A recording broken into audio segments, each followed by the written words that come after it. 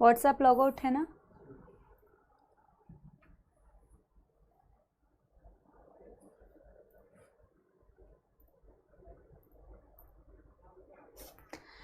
Hello hello hello, good evening good evening good evening, hi everybody, hello hello hello, hi मेरे प्यारे प्यारे जग से न्यारे सब बोलो, मेरे प्यारे प्यारे जग से न्यारे बच्चे, कैसे हैं सारे बच्चे? यस एवरीबॉडी, नो शैतानी, नो शैतानी, नहीं नहीं नहीं।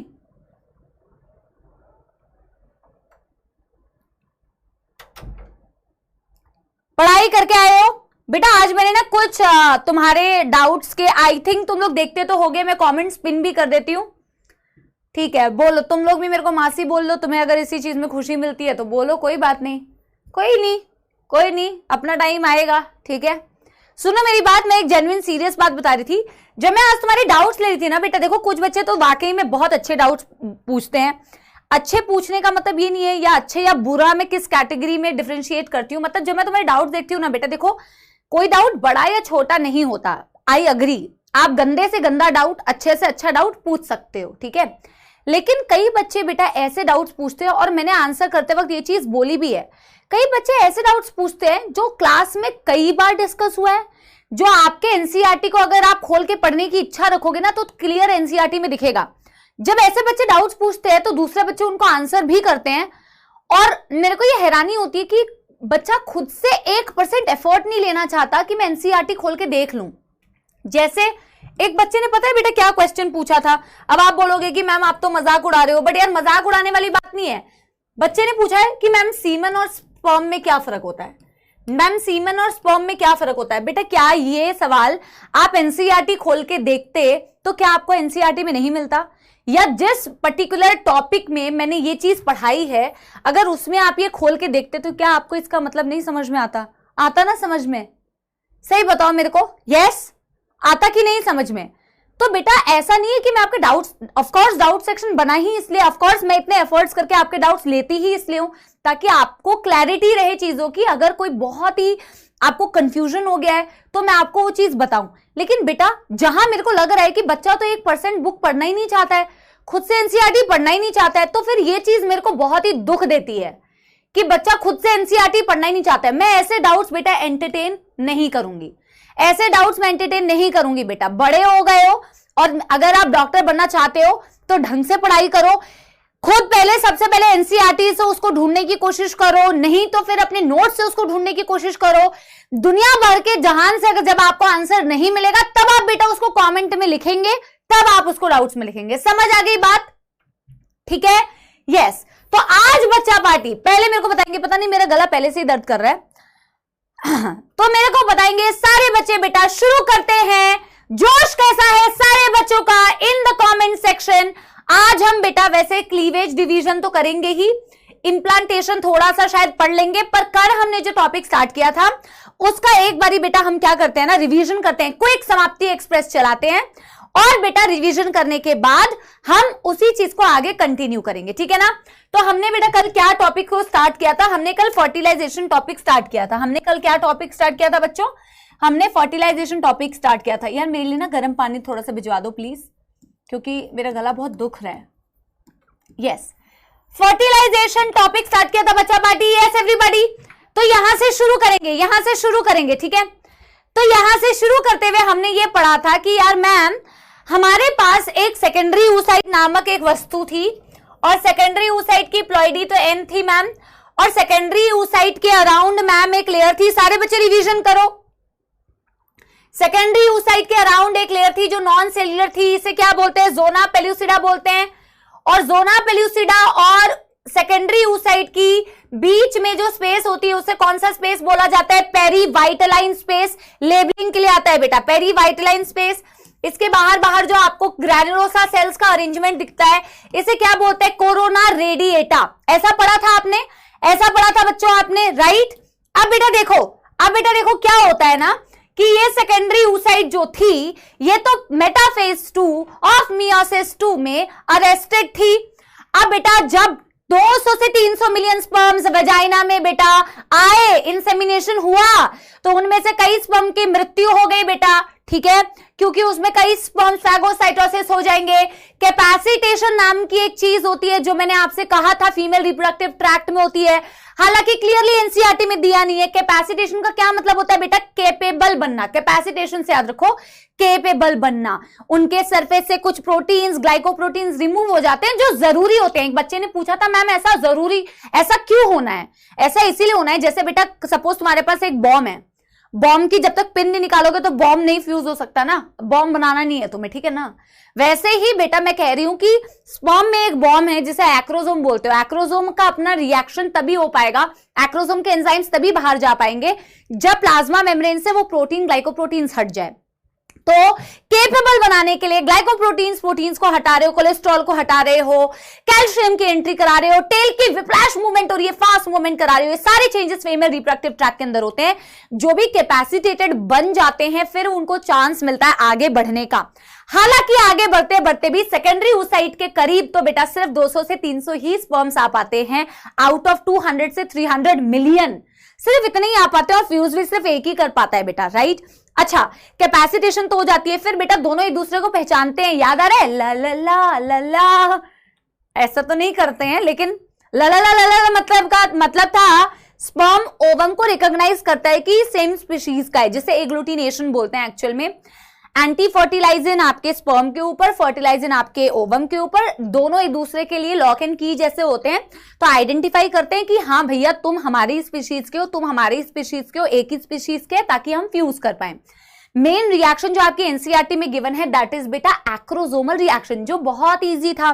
मैंने आपसे कहा था ना बेटा कि जैसा एंजाइम का नाम है वैसा ही उसका बेटा काम है, राइट। अब जैसे आप कोरोना रेडिएटा के बीच बीच में हाई एल्यूरोनिक एसिड भी देखते हो, तो देखो 3 एंजाइम्स के नाम आपने लिखे थे जोना पेलुसिडा को क्रॉस करने के लिए जोना लाइसेंस,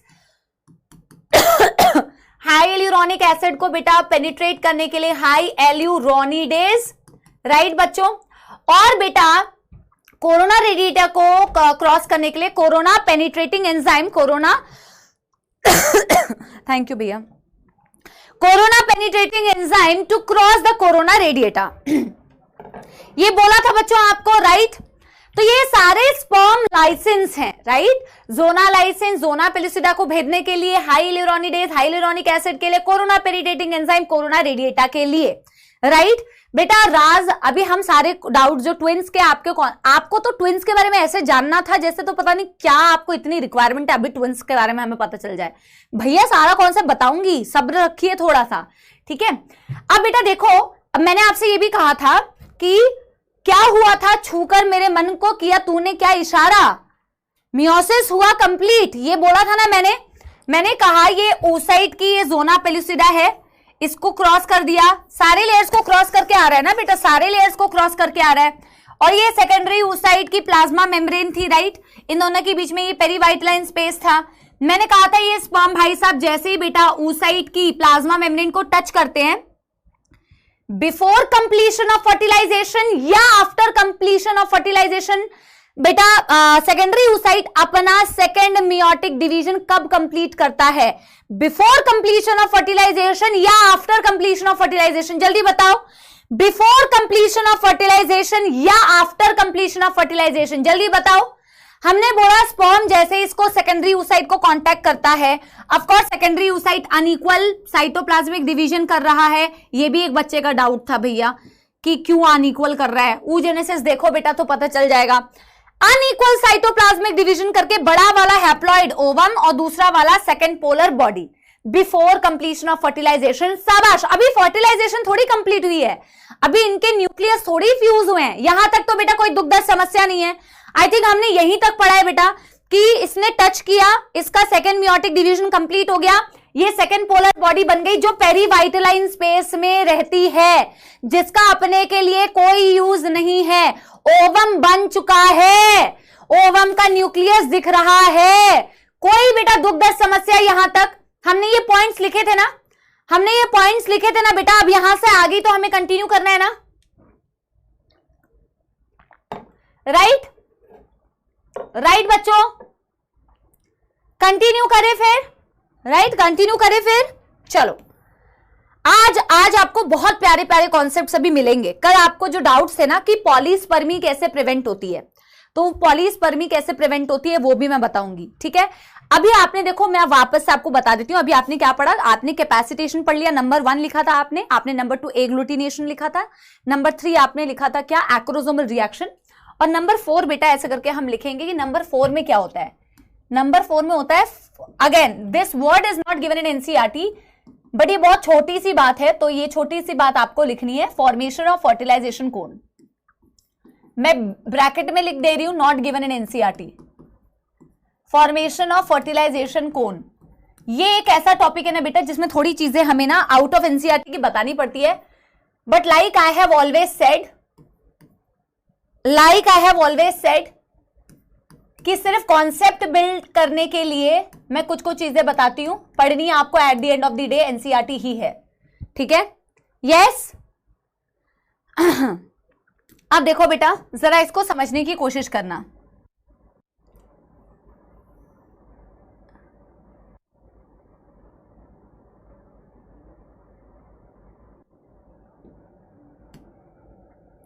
बेटा देखो, oocyte को या ओवम को स्पर्म का वेलकम भी तो करना है,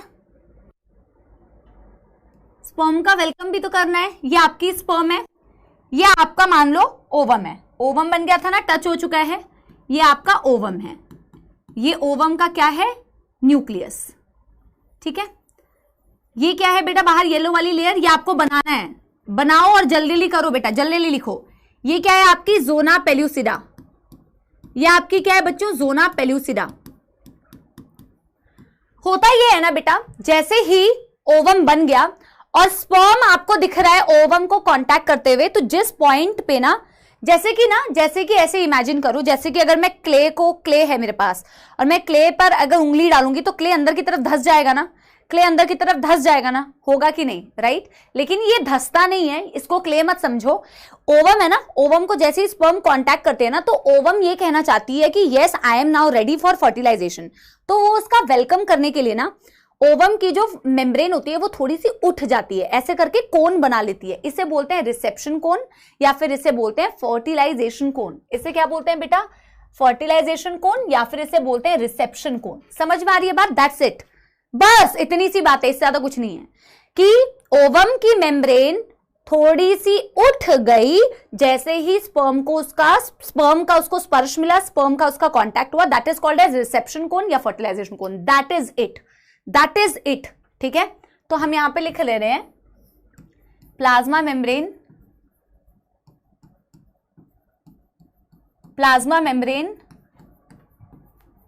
of ovum forms reception cone या फर्टिलाइजेशन कोन, रिसेप्शन और fertilization cone.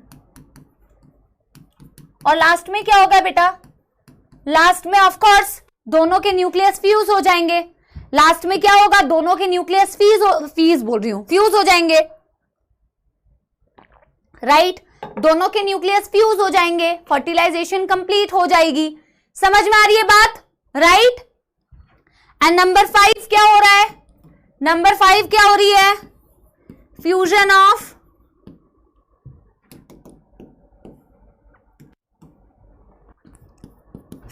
Of male nuclei, यानी कि sperm nuclei, fusion of sperm nuclei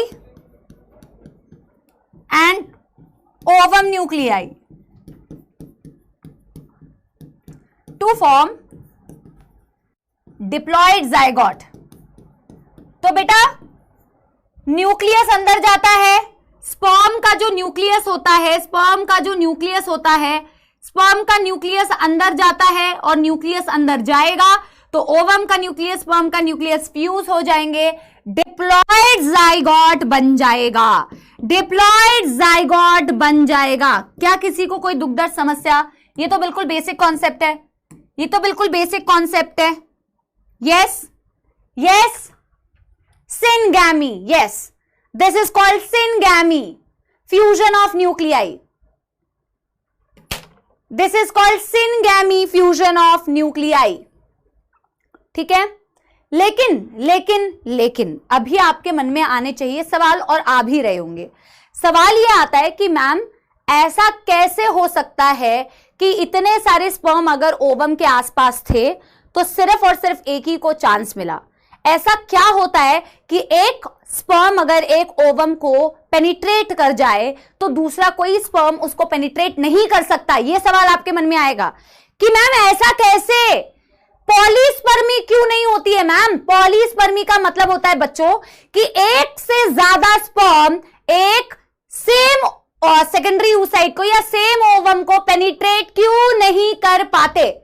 समझ में आ रही है बात? यस, समझ में आ रही है बात? तो ये क्वेश्चन मैं आपको बताऊंगी बेटा, इसका आंसर मैं आपको बताऊंगी। ऑल्सो फिर आपके दिमाग में आना चाहिए बेटा, दो तरीके के ट्विंस आपने देखे होंगे ना, दो तरीके के ट्विंस आपने देखे होंगे। एक ट्विंस होते हैं जिनकी शक्लें सेम होती है, आइडेंटिकल ट्विंस, एक जिनकी शक्लें अलग अलग होती है, that is called fraternal twins या नॉन आइडेंटिकल ट्विंस। तो मैम ये ट्विंस कैसे बनते हैं, आपके दिमाग में ये दो क्वेश्चंस आएंगे। तो ये दोनों क्वेश्चंस का मैं आंसर करूंगी, एक कि हम पॉलीस्पर्मी को कैसे रोकते हैं और दूसरा ट्विंस कैसे बनते हैं। लेकिन मैं यहां पे पहले आपको बेटा सेक्स डिटर्मिनेशन भी बता देती हूं, लेकिन सेक्स डिटर्मिनेशन तो शायद मोस्ट ऑफ द स्टूडेंट्स को ऑलरेडी पता होगा। ठीक है, सेक्स डिटर्मिनेशन तो बच्चों को पता होगा बेटा, स्पर्म सेक्स डिटरमाइन करेगा इस बेबी का या फिर ओवम सेक्स डिटरमाइन करेगा बेबी का। बताओ कौन सेक्स डिटर्मिनेशन करता है बेटा? सेक्स डिटर्मिनेशन के लिए कौन रिस्पॉन्सिबल है? एक स्पर्म सेक्स डिटर्मिनेशन के लिए रिस्पॉन्सिबल है या ओवम रिस्पॉन्सिबल है? ओवम के पास तो यार हमेशा ही एक्स क्रोमोसोम होगा ना यार, ओवम जो हैप्लॉइड है उसके पास हमेशा एक्स क्रोमोसोम होगा। आप याद करो बेटा, स्पर्मेटोजेनेसिस स्पर्मेटोगोनिया से चालू किया था, फिर उससे प्राइमरी स्पर्मेटोसाइट बन रहा था, फिर सेकेंडरी स्पर्मेटोसाइट बन रहा था। तो आप जब भी डिप्लॉयड कंडीशन होती है वहां पे आप लिखते हैं 44 plus X Y, 44 plus X Y. जैसे ही वो सेकेंडरी स्पर्मेटोसाइट में कन्वर्ट होता है तो तुम लिखते हो 22 प्लस एक्स या फिर 22 प्लस वाई, और अल्टीमेटली या तो एक्स वाला या तो वाई वाला स्पर्म अवेलेबल होता है। यहां तक तो कर चुके होगे ना, यहां तक तो कर चुके होगे ना एवरीबॉडी? Yes, right. तो मैं एक बार ऐसे करके, शाबाश, वेरी गुड। मैं ऐसे, ये तो बहुत आसान है, फिर भी बेटा फर्ज तो बनता है एनसीईआरटी की हर एक चीज लिखवाऊं। तो सेक्स डिटर्मिनेशन किस बेसिस पर हो रहा है ये आपको ऑलरेडी पता तो है ही, आपको ऑलरेडी पता तो है ही। सेक्स डिटर्मिनेशन किस बेसिस पर हो रहा है बच्चों? मैं आपको लिखवा देती हूं वैसे तो कि यार अपने पास ओवम जो है वो तो हमेशा एक्स होगी, ऑलवेज एक्स होगी, राइट। ओवम तो ऑलवेज एक्स वाली है, कोई चांस ही नहीं है कि दूसरा ओवम हो। लेकिन बेटा डिपेंड करेगा, अगर इन ओवम को वाई वाले स्पर्म ने फ्यूज किया, वाई वाले स्पर्म ने फ्यूज किया तो बच्चा क्या होगा? बधाई हो, सपोला हुआ है, एक्स वाई। लेकिन इन भाई साहब को अगर किसने फ्यूज किया, इसको ना बेटा एक काम करते, पिंक से लिखते हैं ना, तो सपोला हुआ है उसके लिए एक्स वाई, और सपोली हुई है उसके लिए क्या होगी? अगर हमारे इसको एक्स वाले स्पर्म ने फ्यूज किया तो बधाई हो, सपोली हुई है। समझ में आ गई बात? Yes everybody, yes. So this child is going to be the सपोला and this child is going to be the सपोली। Okay okay, right. तो डिपेंड कौन करता है बेटा? स्पर्म डिपेंड करेगा, स्पर्म डिसाइड करेगा कि वेदर सपोला इन द हाउस और सपोली इन द हाउस। ओके, और ट्विंस का केस तो अलग ही हो जाएगा, सपोला सपोली, सपोली सपोली, या फिर सपोला एंड सपोली, वो हम आगे बताएंगे, ठीक है ना? यस यस, डन कर लो, डन कर लो। हम किसी भी क्रोमोसोमल डिसऑर्डर की यहां पे बात नहीं कर रहे हैं, बिकॉज वो इसका बेटा कॉन्सेप्ट नहीं है। कोई भी क्रोमोसोमल जो डिसऑर्डर्स होते हैं वो सब आप जेनेटिक्स में पढ़ेंगे, बॉटनी में, ठीक है? Not here, not here. any kind of chromosomal disorders you are going to read in genetics, not here, not needed. So we have done beta sex determination, अपना zygote बन गया है. वैसे तो मैं तुमसे पहले एक क्वेश्चन पूछना चाहती हूं, फिर मैं तुम्हें पॉलीस्पर्मी कैसे रोकी जाती है वो मैं आपको बताऊंगी, पर क्वेश्चन मेरा पहले तुम आंसर करो. क्वेश्चन मेरा ये है कि आइडियली क्या होना चाहिए बेटा, आइडियली मुझे ये बताओ ज़ाइगोट बनने के बाद होना क्या चाहिए. आइडियली बेटा ज़ाइगोट बनने के बाद होना क्या चाहिए ये आप मुझे बताओ, क्योंकि ये हम आई थिंक जब फर्स्ट क्लास हुई थी ना और सेकंड क्लास तो मैंने आपको बताया था, तो आप मेरे को पहले वो बताओ कि आइडियली ज़ाइगोट बनने के बाद होना क्या चाहिए, लेकिन मैं आपको उसके बाद वो पॉलीस्पर्मी वाला कॉन्सेप्ट बताऊंगी. क्या होना चाहिए? वेरी गुड, डिवीजन होना चाहिए. वेरी गुड, डिविजन्स होने चाहिए. ये आपको कई बारी बताया गया है. हाँ, इम्प्लांटेशन तो होना चाहिए, लेकिन ज़ाइगोट तो इम्प्लांट नहीं होता है. कई बच्चे इम्प्लांटेशन कर रहे हैं, बट इम्प्लांटेशन ज़ाइगोट का तो नहीं होगा ना बेटा. इम्प्लांटेशन ब्लास्टोसिस्ट का होता है, याद आ रहा है. और मैंने पहली क्लास में आपको बताया था ब्लास्टोसिस्ट बनाने के लिए आपको ज़ाइगोट को डिवाइड करना पड़ता है. 2 cell stage, 3 cells, 4 cell stage, 8 cell stage, ऐसे करके मैंने आपको बताया था कि डिवाइड करते हैं, फिर एक ब्लास्टोसिस्ट स्टेज आती है जिसमें जाके इम्प्लांटेशन होती है. यही बताया था बच्चों, यही बताया था ना. आइडियली क्लीवेज डिवीजन सब आगे पढ़ोगे, लेकिन वो टॉपिक बढ़ने से पहले मैं आपको ये बताऊंगी पॉलीस्पर्मी क्या होती है और पॉलीस्पर्मी को कैसे रोका जाता है. अब पहली बात तो मैं तुम्हें ये दिखाना चाहती हूं कि एनसीईआरटी ने ये दिया हुआ है कॉन्सेप्ट, पॉलीस्पर्मी वर्ड यूज किया है. कहां लिखा है? देखो, मैं पहले तुम्हें एक चीज दिखाना चाहती हूं, इससे पहले कि कई सपोला और सपोली ये बोले कि मैम ये एक्स्ट्रा है. तो एक्स्ट्रा बोलने से पहले मैं आपको दिखा देना चाहती हूं कि यहां पे एक चीज दी हुई है बच्चों, जो चीज मुझे आपको शो करनी है. ठीक है, जो चीज मुझे आपको शो करनी है, ये तो हमने कल बेटा पढ़ लिया था. यहां पे एक चीज लिखी है, the process of fusion of a sperm with an ovum is called fertilisation. वो हमने कल ही रीड किया था फर्टिलाइजेशन इम्प्लांटेशन में. During fertilisation a sperm comes in contact with zona pellucida and induces changes in the membrane that block the entry of additional sperms and it ensures that only one sperm can fertilize an ovum. ठीक है, अब ये जो concept है ये पूरा polyspermy के लिए दिया हुआ है, पर इन्होंने कॉन्सेप्ट को एक्सप्लेन नहीं किया है. ठीक है, तो मेरे को आपको ये बताना पड़ेगा, बिकॉज ये दिया हुआ है कि पॉलीस्पर्मी कैसे होती है, तो मेरे को आपको दोनों तरीके बताने पड़ेंगे. ठीक है, so I have to tell you both the things, so this is not at all extra. Got my point? ठीक है ना. तो इसीलिए because these 4 lines are given, I have to tell you there are 2 ways कि हम polyspermy को रोक सकते हैं. Got my point? ठीक है.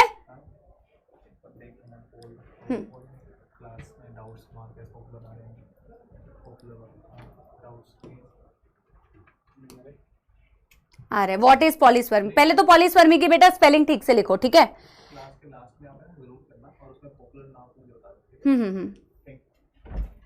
ग्रैन्युलोसा सेल्स को यहां पर कोरोना रेडिएटा क्यों कहते हैं? अरे भाई, ग्रैन्युलोसा सेल्स की बेटा जो अरेंजमेंट होती है वो कोरोना रेडिएटा कहलाती है. रेडिएटा मतलब जैसे सन की रेज, बेटा बचपन में सन बनाया था, ऐसे बनाया था सन, तो रेज ऐसी होती है ना, ऐसे, right. So this is called as बेटा रेडिएटा, इसीलिए रेडिएटा. तो सेल्स होती है ऐसे ऐसे अरेंज होती है, इसलिए कोरोना रेडिएटा. ठीक है ना. ठीक है, हम चेक कर रहे थे कि तुम्हारे ये मोस्ट पॉपुलर डाउट्स आ रहे हैं कि नहीं. काफी पॉपुलर डाउट्स है. मैम प्लीज रिपीट की भी स्पेलिंग गलत है. मेरे ही स्टूडेंट्स हो तुम, मैं भी गलत लिखती हूँ, तुम भी गलत लिखते हो. किस कंडीशन में स्पर्म ओवम को वाई क्रोमोसोम देता है? कोई बेटा इस विजय के जो ये विजयी क्वेश्चन था उस पर कोई प्रकाश देना चाहेगा? कह रहे किस कंडीशन में स्पर्म ओवम को वाई क्रोमोसोम देता है? बेटा स्पर्म मेहरबानी नहीं कर रहा है ओवम को वाई क्रोमोसोम देके, पहली बात. ठीक है, और वो देता नहीं है. बेटा क्या बात कर रहे हो तुम? किस कंडीशन में वो देगा? वरना वो नहीं देगा, अपने पास रख लेगा, छुपा के रख लेगी, किसी को नहीं देगी. ऐसा नहीं होता है बेटा, ये तो प्योर कोइंसिडेंस है यार, ये तो रैंडम है. ऐसा थोड़ी है. 50-50% चांसेस है. एक्स क्रोमोसोम वाला स्पर्म भी जा सकता है और वाई वाला भी जा सकता है ना यार. ऐसा थोड़ी है मैं देगा तो तेरे को वाई मिलेगी और मैं नहीं देगा तो तेरे को नहीं मिलेगी. ऐसा नहीं होता है. ठीक है ना, समझ आ गई बात. वाई और एक्स की दोनों की इक्वल प्रोबेबिलिटी है. इक्वल प्रोबेबिलिटी है कि मेल फीमेल दोनों बच्चे पैदा हो सकते हैं. ठीक है ना. इसका कॉन्सेप्ट बेटा यहां पे नहीं है. मैंने बोला किसी भी तरीके का क्रोमोसोमल फॉल्ट हमें आगे पढ़ना, मतलब जेनेटिक्स में आप पढ़ोगे तो आप पढ़ोगे, इसकी आप चिंता मत करो. ये क्या है? पेनिट्रेट. ये तो मेरे को भी नहीं पता है पेनिट्रेट क्या होता है बेटा। ओवम में एक्स क्रोमोसोम क्यों होता है सौम्या, इसके लिए आपको क्या देखना पड़ेगा, इसके लिए आपको oogenesis देखना पड़ेगा, ठीक है। तो अब हम पॉलीस्पर्मी के बारे में पढ़ते हैं। पॉलीस्पर्मी का मतलब पॉली का मतलब होता है many. You are a funny question, many sperms. बुरा मत माना करो, मैम मजाक करती है, ठीक है। पता चला बेटा दिल पे लेके बैठ गए तुम, ठीक है, कि यार मैम ने मेरे नाम को ऐसे करके बोल दिया। विजय बेटा, ठीक है, कोई ऐसी कोई बात नहीं, आपने अच्छा क्वेश्चन पूछा था, आपको जवाब मिल गया होगा, ठीक है। चलो, मैनी स्पर्म्स का मतलब है polyspermy, but we do not have polyspermy. मैं लिख दे रही हूं, वाई, लिखो, इसको लिखना स्टार्ट करो, वाई मैनी स्पर्म्स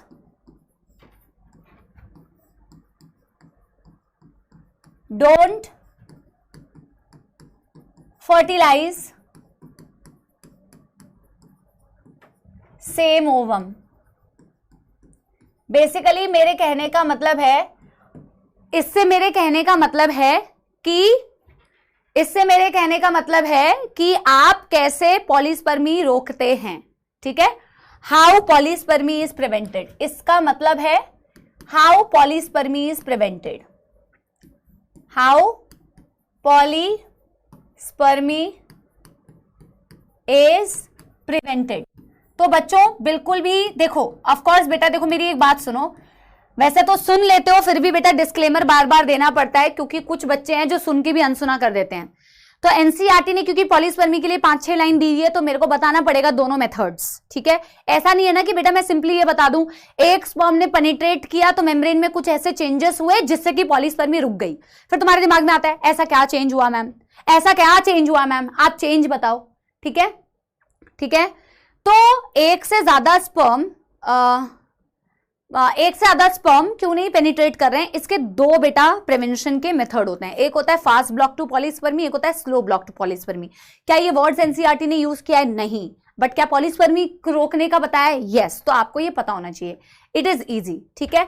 तो नंबर 1 मैं बता दी हूं, 2 मेथड्स हैं। मेथड नंबर 1, जो सबसे पहला मेथड होता है, method number 1 fast block to polyspermy, fast block to polyspermy, fast block to polyspermy. This is first method, this is first method, ठीक है, पहला मेथड है। अब देखो पहला मेथड, जिसने neural control and coordination chapter पढ़ा होगा उसको थोड़ी कम मौत आएगी, जो भूल चुके हैं उनको थोड़ी सी मौत आएगी, जिन्होंने पढ़ा नहीं है उनको भी मौत आ सकती है। लेकिन मैं आपकी हेल्प करूंगी, क्योंकि हो सकता है कि कई बच्चों ने 11th में न्यूरल वाला चैप्टर ध्यान से ना पढ़ा हो। बेटा न्यूरल वाला चैप्टर मैं इसीलिए पूछ रही हूं, बेटा जब हम कोई चीज टच करते हैं, मतलब कोई हॉट ऑब्जेक्ट मैंने टच किया तो मैं हाथ तुरंत पीछे कर लूंगी, या फिर बेटा कोई मेरे पास जो बॉडी में स्टिमुलस आ रहा है, ठीक है, उसको मेरे न्यूरॉन्स के थ्रू बेटा आप सिग्नल्स को रिसीव करते हो, फिर लेके जाते हो फलाना फलाना, फिर रिस्पॉन्ड करते हो, राइट, रिफ्लेक्स एक्शन जो होता है। तो ऐसा क्या होता है कि जब आपने सपोज फॉर एग्जांपल मैंने किसी पिन को छुआ या हॉट ऑब्जेक्ट को टच किया, तो ऐसा क्या हुआ मेरे सेल्स में, ऐसे कौन से चेंजेस हुए। तो आपको एक कॉन्सेप्ट अगर याद आ रहा हो, जब भी इंपल्स जनरेट करना होता है, अगर किसी को नहीं याद आ रहा है तो मैं उनके लिए भी बता रही हूं, ऐसा बेटा जो प्रोसेस होता है, जब एक न्यूरॉन को सिग्नल लेके जाना होता है, एक न्यूरॉन को स्टिमुलस देने पर जरूरी नहीं है कि हर स्टिमुलस से वो एक्टिवेट हो जाए। मैंने ये कॉन्सेप्ट बताया था, बट क्योंकि 11th का कॉन्सेप्ट है तो मैं उसका बेसिक तुम्हें बता दे रही हूं ताकि आपको यहां पे काम में आ जाए। हम जब एक न्यूरॉन को बेटा स्टिमुलस देते हैं तो न्यूरॉन्स पे कुछ चेंज होता है, जिस चेंज से बेटा इंपल्स या एक्शन पोटेंशियल जनरेट होता है। इसको सबसे बेहतर तरीके से मैंने तुम्हें क्लास में समझाया था कि यार सपोज कोई स्पैमिंग कर रहा है, मैम उसको इग्नोर कर रही है, तो स्पैमिंग मैम के लिए एक स्टिमुलस है, फिर वापस से स्पैमिंग किया, मैंने इग्नोर किया, वापस से स्पैमिंग किया, मैंने इग्नोर किया, फिर बेटा कुछ ऐसा हो गया जिससे कि मैंने उसके अगेंस्ट में रिस्पॉन्ड कर दिया। तो क्या मैंने हर स्पैमिंग का रिस्पॉन्स किया? नहीं। बॉडी हर स्टिमुलस का, न्यूरॉन हर स्टिमुलस का रिस्पॉन्स नहीं करती है, लेकिन बेटा कुछ ऐसे स्टिमुलस होते हैं जिससे कि न्यूरॉन्स उसके अगेंस्ट में रिस्पॉन्स देती है, और उस रिस्पॉन्स के लिए तो उसको थ्रेशोल्ड स्टिमुलस बोलते हैं बेसिकली। और आप सबने बेटा बिल्कुल सही बोला कि मेम्ब्रेन में जो चेंज होता है उसे बोला जाता है डीपोलराइजेशन। अगर तुम्हें याद नहीं आ रहा है तो मैं थोड़ा सा और तुम्हें याद दिलाती हूं। ऐसे डेंड्राइट्स थे, ये डेंड्राइट्स थे और ये सेल बॉडी था, है ना, ऐसे डेंड्राइट्स थे और ये सेल बॉडी था, राइट, और ये न्यूरॉन की एक्सॉन थी। तो हम कहते थे कि यहां पर डेंड्राइट्स पर कुछ चैनल्स होते हैं जिन्हें बेटा ये यहां पे रटना नहीं है, यहां पे बिल्कुल नहीं रटना है, मेरे को डीपोलराइजेशन समझाना है तो मैं इसलिए बता रही हूं। कोई भी लिगैंड बेटा आके जब यहां से बाइंड करता है in the form of stimulus, तो क्या होता है यहां पे सोडियम की एंट्री होती है। इतना मैं डिटेल में जाऊंगी तो तुम्हें बेटा मौत आएगी, स्पेशली जिन बच्चों ने पढ़ा नहीं है। सिंपली ये समझो, सिंपल भाषा में ये समझो, ये न्यूरॉन है, न्यूरॉन की मेम्ब्रेन जो होती है अंदर से नेगेटिवली चार्ज है और बाहर से पॉजिटिवली चार्ज है। अंदर से नेगेटिवली चार्ज है, बाहर से पॉजिटिवली चार्ज है। ये नॉर्मल चार्ज होता है तुम्हारे सेल का, जिसे बोला जाता है रेस्टिंग मेम्ब्रेन पोटेंशियल, जिसे बोला जाता है रेस्टिंग मेम्ब्रेन पोटेंशियल। तुम्हारी ओवम भी, तुम्हारा जो भी तो तुम्हारी बॉडी के सेल्स होते हैं वो ऐसे ही होते हैं बेटा, अंदर से नेगेटिवली चार्ज, बाहर से पॉजिटिवली चार्ज, जिसे बोला जाता है रेस्टिंग मेम्ब्रेन पोटेंशियल। जब भी बेटा इनको तुम छेड़ोगे ना, इनको छेड़ने का मतलब क्या है, इनको स्टिमुलेट करोगे तो अल्टीमेटली एक्शन पोटेंशियल जनरेट करने के लिए यहां पे सोडियम के वोल्टेज गेटेड चैनल्स खुलते हैं, जिनसे सोडियम एंटर करता है। और जब इससे सोडियम एंटर करता है तो अंदर का माइनस चार्ज सोडियम की एंट्री की वजह से पॉजिटिव होने लग जाता है, तो माइनस से पॉजिटिव होने को बोला जाता है डीपोलराइजेशन। ठीक है, इसे बनाना नहीं है, इसे बिल्कुल नहीं बनाना। ये उन बच्चों के लिए जिनको भूल गया है या जिन्होंने पढ़ाई नहीं है। दो बातें याद रखनी है। कौन सी दो बातें याद रखनी है बच्चों?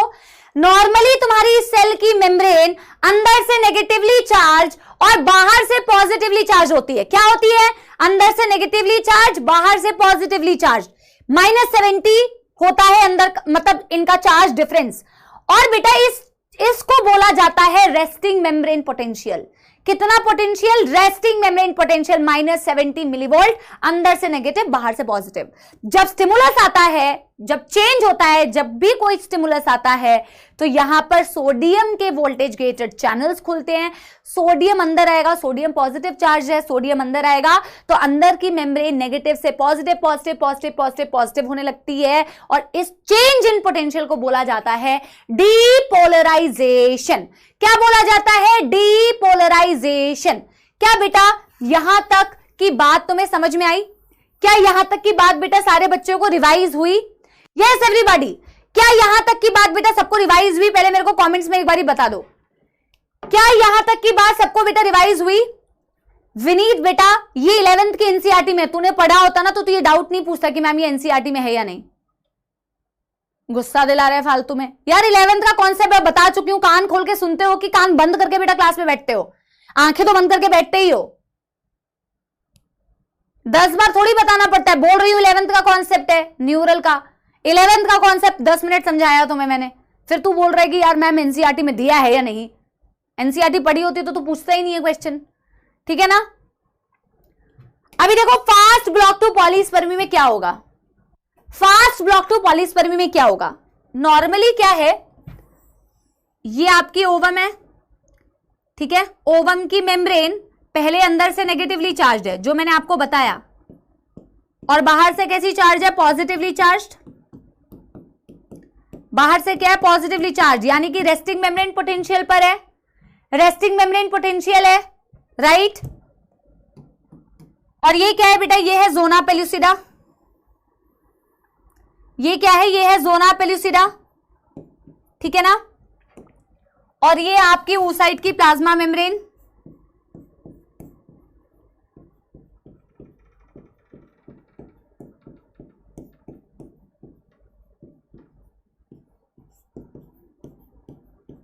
जो कि कैसी है? पहले जो कि कैसी है? पहले रेस्टिंग मेम्ब्रेन पर है, रेस्टिंग पर है, रेस्टिंग मेम्ब्रेन पोटेंशियल, जो अंदर से नेगेटिव और बाहर से पॉजिटिव चार्ज को बोलते हैं।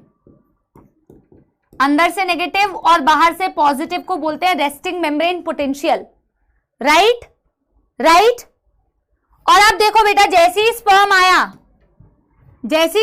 आया और स्पर्म ने इसकी मेम्ब्रेन को टच किया, तो स्पर्म की इस मेम्ब्रेन को टच करते ही क्या हुआ? एज स्पर्म एक सेकेंड रुक जाओ, बस हट रही हूं। स्पर्म कॉन्टैक्ट्स दी पीएम प्लाज्मा मेम्ब्रेन। क्या होगा बेटा, आप मुझे बता दो। अभी अगर आपने जो कॉन्सेप्ट पढ़ा, अगर आपको वो कॉन्सेप्ट समझ में आया तो आप खुद ही बता सकते हो क्या होगा। आपने जो अभी कॉन्सेप्ट पढ़ा बेटा, अगर आपको कॉन्सेप्ट समझ में आ गया तो आप खुद ही बता सकते हो क्या होगा। क्या होगा, क्या होगा, क्या होगा, क्या होगा, जल्दी बताओ। यस, जल्दी, यस, क्या होगा। पहले तो मेम्ब्रेन अंदर से नेगेटिवली चार्ज थी और बाहर से पॉजिटिवली चार्ज थी। अब जैसे ही स्पर्म ने कांटेक्ट किया तो ये एक तरीके का स्टिमुलस था, क्योंकि ओवम के लिए तो कोई नई चीज है ना, ओवम के लिए एक तरीके का स्टिमुलस है। उसको किसी ने टच किया, उसको किसी ने टच किया तो उसके लिए तो ये एक चेंज है ना यार।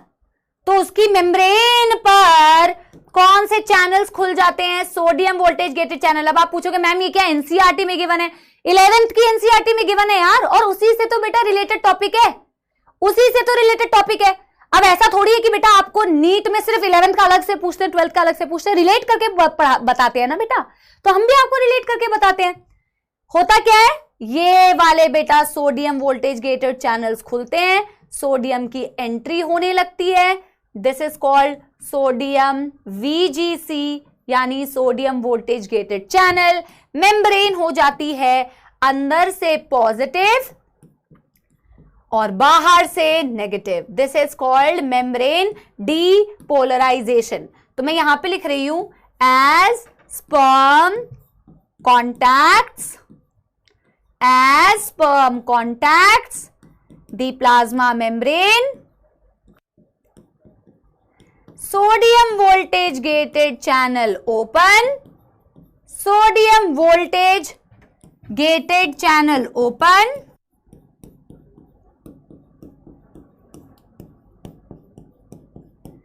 entry of sodium ion, membrane depolarized.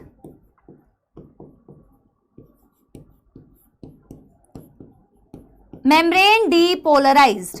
अब अगर बेटा देखो, अगेन जिस बच्चे ने 11th को पढ़ा होता तो उसको समझ में आ जाता है कि इससे पॉलीस्पर्मी कैसे रुक रही है, बट आई कैन अंडरस्टैंड, हो सकता है भूल गए हो तो कोई दिक्कत वाली बात नहीं है, ठीक है, कोई दिक्कत वाली बात नहीं, मैं बता दूंगी। लेकिन अगर तुम्हें कॉन्सेप्ट याद होता ना कि मैम यहां पर पॉलीस्पर्मी को आप कैसे रोक सकते हो, डीपोलराइजेशन करा के, डीपोलराइजेशन करके बेटा पॉलीस्पर्मी को ऐसे रोक सकते हैं कि भैया अगर मेम्ब्रेन चेंज हो गई ना, एक रेस्टिंग मेम्ब्रेन पोटेंशियल पर तो जब एक स्पर्म पेनिट्रेट कर सकता है, जो मेम्ब्रेन अंदर से नेगेटिव है और बाहर से पॉजिटिव है, बट अगर मेम्ब्रेन को बेटा तुमने पलट दिया, उसके जज्बात बदल दिए, अगर उसको डीपोलराइज कर दिया, तो फिर बहुत ही रेयर चांस होगा कि कोई दूसरा स्पर्म इस बदली सी, क्योंकि स्पर्म कहेगा ये तो बेटा कुछ तो हुआ है, कुछ हो गया है, ठीक है, कुछ तो हुआ है, कुछ हो गया है, क्योंकि मेम्ब्रेन तो ऐसी दिखनी चाहिए थी, पर ये कैसी मेम्ब्रेन हो गई है।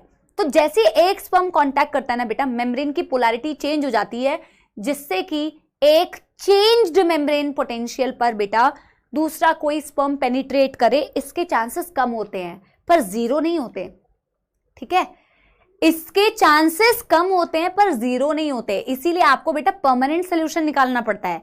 ये एक तरीके का टेम्पररी सोल्यूशन है, क्योंकि बेटा कभी कभी ऐसी गड़बड़ भी हो जाती है, और वो गड़बड़ ये होती है कि मेम्ब्रेन डीपोलराइज होते हुए भी एक दूसरा स्पर्म भी बेटा पेनिट्रेट कर जाए, इसके 0.1% चांसेस हैं। It is a temporary method to prevent polyspermy. Temporary method है, हालांकि ये भी काम करता है, ऐसा नहीं कि ये काम नहीं करता। तो तुम्हें बेटा क्या करना है, तुम्हें परमानेंट सोल्यूशन निकालना है, और परमानेंट सोल्यूशन को बोला जाता है स्लो ब्लॉक टू पॉलीस्पर्मी, जो मैं आगे बताऊंगी, ठीक है। तो ये जो लाइन मैंने बोली ना, वो लाइन मैं अगले पेज में लिखूंगी, फिर हम slow block to polyspermy start करेंगे, ठीक है। एक बच्चा कह रहे बेचारा स्पर्म इतनी मेहनत के बाद भी रिजेक्टेड, तो बेटा ऑफकोर्स रिजेक्ट तो हो गए ना बेटा, या तो पहले आ जाता, ठीक है। इसको नोट कर लो बच्चों, यस यस।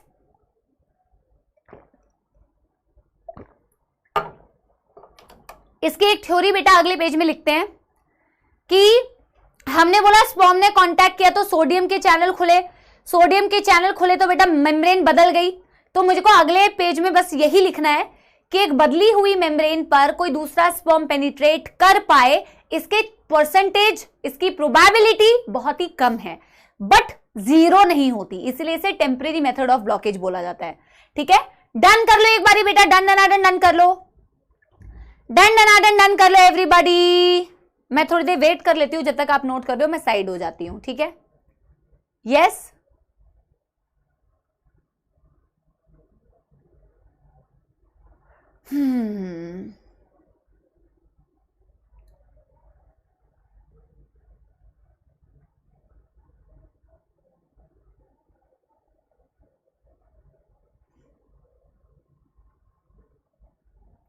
पक्की बात, डन हो गया ना?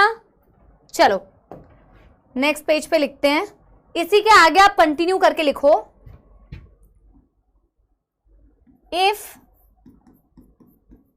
The membrane gets depolarized, rare chances are there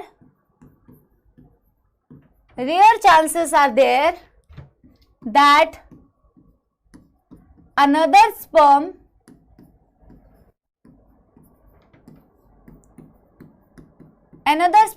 can penetrate the same ovum.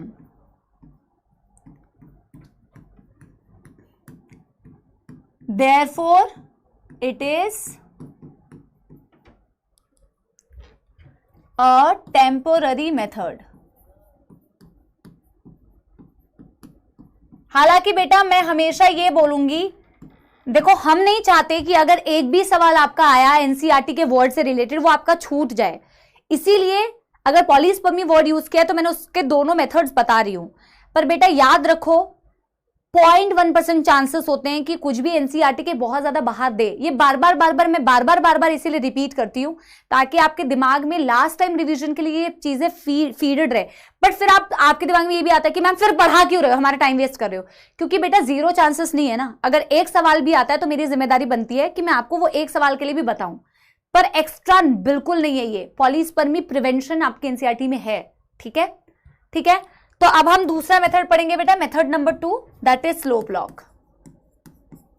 फिर ये टॉपिक फिनिश हो जाएगा। मेथड नंबर 2 है slow block to polyspermy, slow block to polyspermy. इसे परमानेंट मेथड बोलते हैं, इसे बोलते हैं परमानेंट मेथड। इसके बाद बेटा मजाल नहीं है कि कोई और स्पर्म आके पेनिट्रेट करे। ठीक है, यस, ठीक है, ठीक है।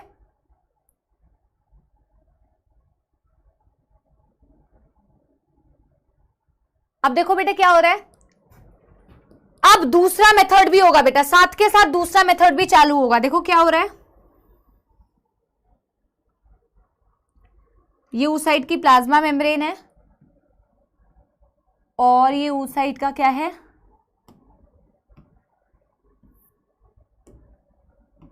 Zona pellucida.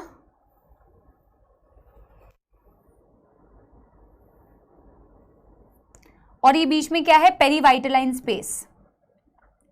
ये स्पर्म है। अब मेम्ब्रेन तो डीपोलराइज हो गई जो हो गई, मेरे को दूसरा मेथड निकलवाना है जिस दूसरे मेथड से परमानेंट सोल्यूशन हो जाए। अब सुनना बेटा मेरी बात ध्यान से, एवरीबॉडी यस, अटेंशन अटेंशन। दूसरा मेथड सुनना, यस, दूसरा मेथड सुनो बेटा। देखो फर्स्ट मेथड तो अपन ने कर दिया। फर्स्ट मेथड ये था कि यार स्पर्म ने जैसे ही oocyte की मेम्ब्रेन को टच किया, मेम्ब्रेन के जज्बात बदल गए, वक्त बदल गया, मतलब कि पोटेंशियल बदल गया। पहले जो मेम्ब्रेन बेटा अंदर से नेगेटिव हुआ करती थी, अब वो मेम्ब्रेन बेटा अंदर से पॉजिटिव होने लग गई। क्यों? क्योंकि वहां पे सोडियम वोल्टेज गेटेड चैनल्स खुल गए, डीपोलराइज हो गई मेम्ब्रेन और एक डीपोलराइज मेम्ब्रेन को दूसरा स्पर्म रिकॉग्नाइज कर पाए, इसके बहुत कम चांसेस है। बट क्योंकि चांसेस हैं इसीलिए दूसरा मेथड अपन निकालते हैं, और वो दूसरा मेथड है कि आपके ओवम के या oocyte के साइटोप्लाज्म में कुछ ऐसे बेटा ग्रैन्यूल्स होते हैं जिन्हें बोलते हैं कॉर्टिकल ग्रैन्यूल्स, जिन्हें बोलते हैं कॉर्टिकल ग्रैन्यूल्स। हरे रंग के दिख रहे हैं ये है cortical granules. These are cortical granules, जिनके अंदर बेटा क्या होते हैं, एंजाइम्स होते हैं, जिनके अंदर बहुत सारा माल मसला होता है। ठीक है, these are cortical granules, these are present in cytoplasm of oocyte। oocyte बोलो या ओवम बोलो अकॉर्डिंग टू एनसीईआरटी। ठीक है, उन्होंने तो एक दूसरे के लिए ऑल्टरनेटिवली यूज किया है। अब देखो बेटा क्या होता है, जैसे ही इसने बेटा टच किया था, मैं ये सारा थ्योरी लिखवा दूंगी लेकिन थ्योरी से ज्यादा कॉन्सेप्ट पे फोकस करो। जैसे ही बेटा आप मेरे को बताओ, आप मेरे को बताते जाओ, मैं लिखती जाऊंगी। oocyte ने बेटा, आपकी स्पर्म ने oocyte की प्लाज्मा मेम्ब्रेन को टच किया था, तो यहाँ पे कौन से चैनल्स खुले थे बेटा? क्या यहाँ पे सोडियम वोल्टेज गेटेड चैनल्स खुले थे जिससे सोडियम की एंट्री हुई थी? मेम्ब्रेन डीपोलराइज हुई थी कि नहीं? यस, मेम्ब्रेन डीपोलराइज हुई थी कि नहीं?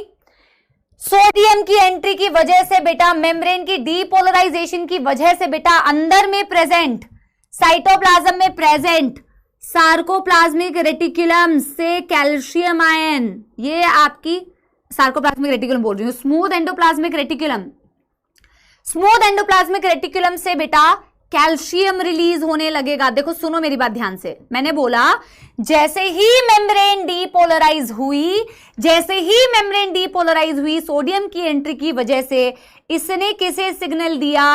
इसने स्मूथ एंडोप्लाज्मिक रेटिकुलम को सिग्नल दिया कि तुम क्या रिलीज करने लग जाओ, तुम कैल्शियम रिलीज करने लग जाओ।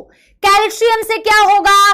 कैल्शियम इन कॉर्टिकल ग्रैन्यूल्स को बोलेगी कि भैया तुम्हारे अंदर जो माल मसला भरा हुआ है, तुम्हारे अंदर जो एंजाइम भरा हुआ है, अब इस बम को फोड़ने की जरूरत है। क्या मेरी बात समझ पा रहे हो? क्या मेरी बात समझ पा रहे हो? Yes everybody. बेटा मेरे को एक बार थम्स अप देना, मेरे को एक बार थम्स अप देना। ये थोड़ा सा ना जैसे हम न्यूरल कंट्रोलिंग कोऑर्डिनेशन में सिग्नल ट्रांसफर पढ़ते थे ना, बिल्कुल वैसा ही कंसेप्ट है। तो हमने क्या बोला बेटा? हमने बोला जैसे ही सोडियम की एंट्री हुई यानी मेम्ब्रेन डीपोलराइज हुई, उसने डीपोलराइजेशन ने किसको सिग्नल दिया? स्मूथ एंडोप्लाज्मिक रेटिकुलम को सिग्नल दिया। स्मूथ एंडोप्लाज्मिक रेटिकुलम से क्या रिलीज होने लग गया? कैल्शियम रिलीज होने लग गया बच्चों। कैल्शियम ने इन वेसिकल्स को बोला, जिनको कॉर्टिकल ग्रैन्यूल बोल रहे हैं, इनको बोला कि अब जो तुम्हारे अंदर बेटा सारा माल मसला भरा है, तुम्हारे अंदर जो भी बेटा कंटेंट भरा है, अब प्लीज उसको बाहर रिलीज कर दो।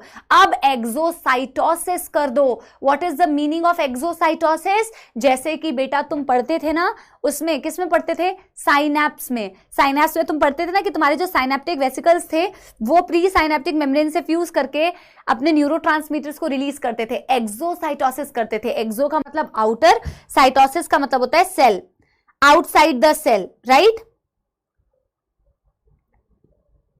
राइट?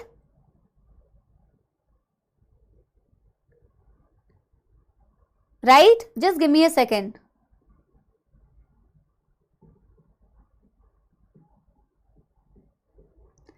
ठीक है ना?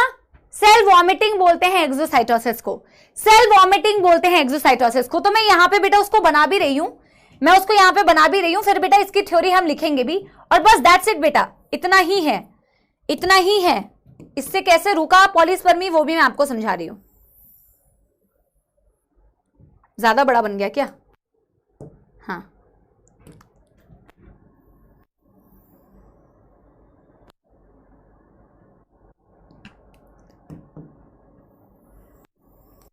लेमैन लैंग्वेज में पता है क्या बोलते हैं? लेमैन लैंग्वेज में बोलते हैं कि जोना पेलिसिडा हार्ड हो गई, जोना पेलिसिडा हार्ड हो गई, जिसकी वजह से कोई और स्पर्म पेनिट्रेट नहीं कर पाया। लेमैन लैंग्वेज में ऐसे बोलते हैं। ठीक है, तो फिलहाल मैंने ये दिखाया कि सार्कोप्लाज्मिक रेटिकुलम से जो कैल्शियम आयन था किससे रिलीज हो रहा था? ये सार्कोप्लाज्मिक रेटिकुलम क्यों बोल रही हूं मैं बार बार, मसल्स वाला। स्मूथ एंडोप्लाज्मिक रेटिकुलम से जो कैल्शियम रिलीज हुआ, उस कैल्शियम ने क्या किया मैम? उस कैल्शियम ने एक्सोसाइटोसिस कराई। इन सारे कॉर्टिकल ग्रैन्यूल्स की, इन सारे कॉर्टिकल ग्रैन्यूल की एक्सोसाइटोसिस करवाई, और जैसे ही इसकी एक्सोसाइटोसिस हुई तो इसका सारा कंटेंट बेटा क्या हुआ ना, ये किस स्पेस में भर गया, इस पेरीवाइटलाइन स्पेस में भर गया। कॉर्टिकल ग्रैन्यूल का जो सारा माल मसला था वो कहां भर गया बेटा, इस पेरीवाइटलाइन स्पेस के अंदर फिल हो गया, जिससे कि आपने ब्लॉक कर दिया कि कोई और स्पर्म अब बेटा इस पेरीवाइटलाइन स्पेस से क्रॉस करके oocyte की प्लाज्मा मेम्ब्रेन तक ना पहुंच पाए। मेरी बात समझ रहे हो, मेरी बात समझ रहे हो? Yes yes. हमने बोला, हमने क्या बोला बेटा, हमने क्या बोला बेटा, यस। हमने बोला कि अब बेटा जैसे ही इस कॉर्टिकल ग्रैन्यूल का एक्सोसाइटोसिस हुआ तो इसका सारा कंटेंट इस पेरीवाइटलाइन स्पेस के अंदर भर गया, जिससे ये पूरी जो स्पेस थी अब ये ब्लॉक हो गई, और अब ये ब्लॉक होने के बाद परमानेंट बेटा किसी और स्पर्म की एंट्री को रोक देगी। मेरी बात समझ रहे हो, मेरी बात समझ रहे हो? मैं इसका थ्योरी लिखवा दे रही हूं, content of cortical granule fill the perivitelline space, इसकी थ्योरी में लिखवा दे रही हूं, फिल पेरीवाइटलाइन स्पेस। आप इसको बनाओ, मैं इसकी थ्योरी, आप इसको बेटा बनाओ, मैं इसकी थ्योरी लिखवा रही हूं, ठीक है? आप इसको बनाओ, मैं इसकी थ्योरी लिखवा रही हूं। यस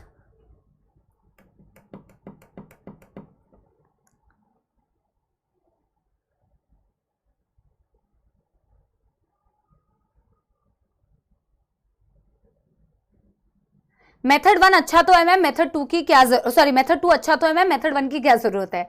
तो इसका आंसर ये है बेटा कि मेथड 2 तो तभी हो पाएगा जब मेथड 1 होगा। ये मेथड 2 कब हो पा रहा है बेटा, आपकी स्मूथ एंडोप्लाज्मिक रेटिकुलम को कब सिग्नल मिल रहा है कैल्शियम रिलीज करने का, जब एक्चुअल में सोडियम की एंट्री हुई, जब मेम्ब्रेन डीपोलराइज हुई।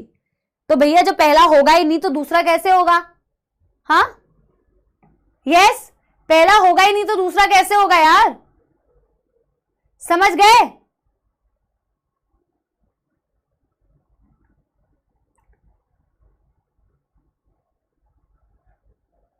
डन कर लो एक बारी, डन कर लो।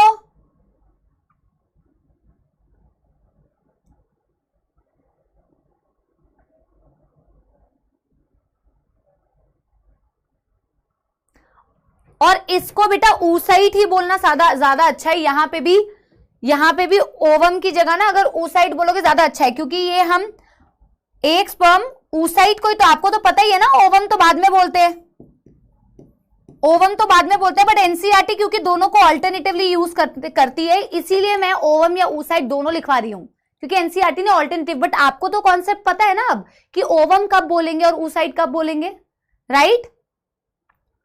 राइट, आप दोनों एक दूसरे के लिए अल्टरनेटिवली यूज कर सकते हो, कोई दिक्कत नहीं है बेटा, कोई भी दिक्कत नहीं है। अब चलो मैं लिखवा दे रही हूं इसका बेटा, अब मैं इसके बारे में लिखवा दे रही हूं, sodium signals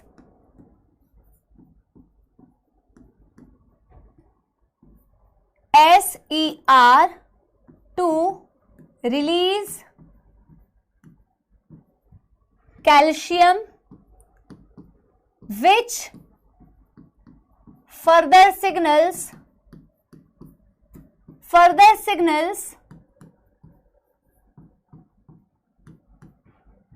cortical granules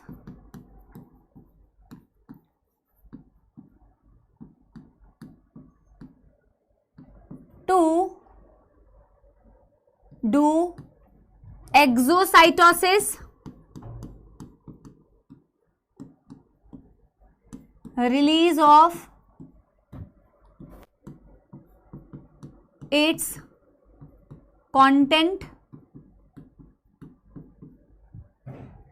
in the perivitaline space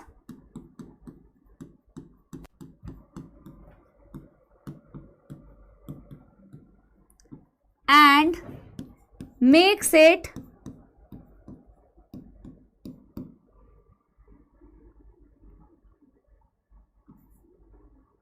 makes it नहीं, and blocks it, and blocks it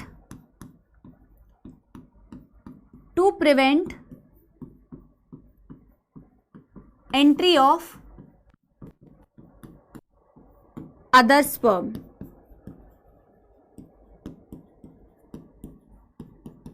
Done? Done? SER means smooth endoplasmic reticulum. भैया क्या हालात हैं बेटा, SER और RER का मतलब अगर नहीं पता है, डॉक्टर ही बनना चाह रहे हो ना बेटा? क्या बनना चाह रहे हो? कंफ्यूज तो नहीं हो? सच्चाई बता रही हूं। SER RER क्या जी, गलत लाइन में तो नहीं आए हैं? डन हो गया बेटा everybody? Done done done done everyone? Yes?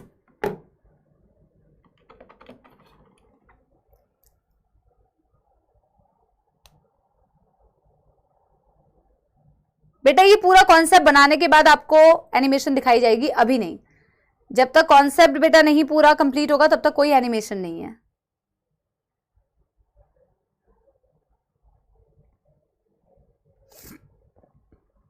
ठीक है, अब बेटा देखो, दो तरीके के ट्विंस होते हैं, एक जिनकी शक्लें सेम होती है, एक जिनकी शक्लें अलग अलग होती है। तो जिनकी शक्लें सेम होती है यानी आइडेंटिकल ट्विंस, वो जब मैं अगला टॉपिक पढ़ाऊंगी तब आपको समझ में आएगा। लेकिन जिनकी शक्लें अलग अलग होती है उसका कॉन्सेप्ट मैं यहां पे बता सकती हूं। ठीक है, तो जिनकी शक्लें सेम होती है उसके लिए तो बेटा क्लीवेज डिवीजन जब पढ़ेंगे तभी कर पाएंगे। ठीक है ना? ठीक है, डन डन। 1 मिनट जिन बच्चों ने ये नहीं किया है उनके लिए 1 मिनट का टाइम इसको नोट करने के लिए। ठीक है, तो मैं साइड में होके बेटा थोड़ा सा पहले कॉन्सेप्ट आपको बताने की कोशिश करती हूं। मैं आपको यहां पे सिर्फ एक ट्विंस अभी एक्सप्लेन कर सकती हूं, that is non identical twins.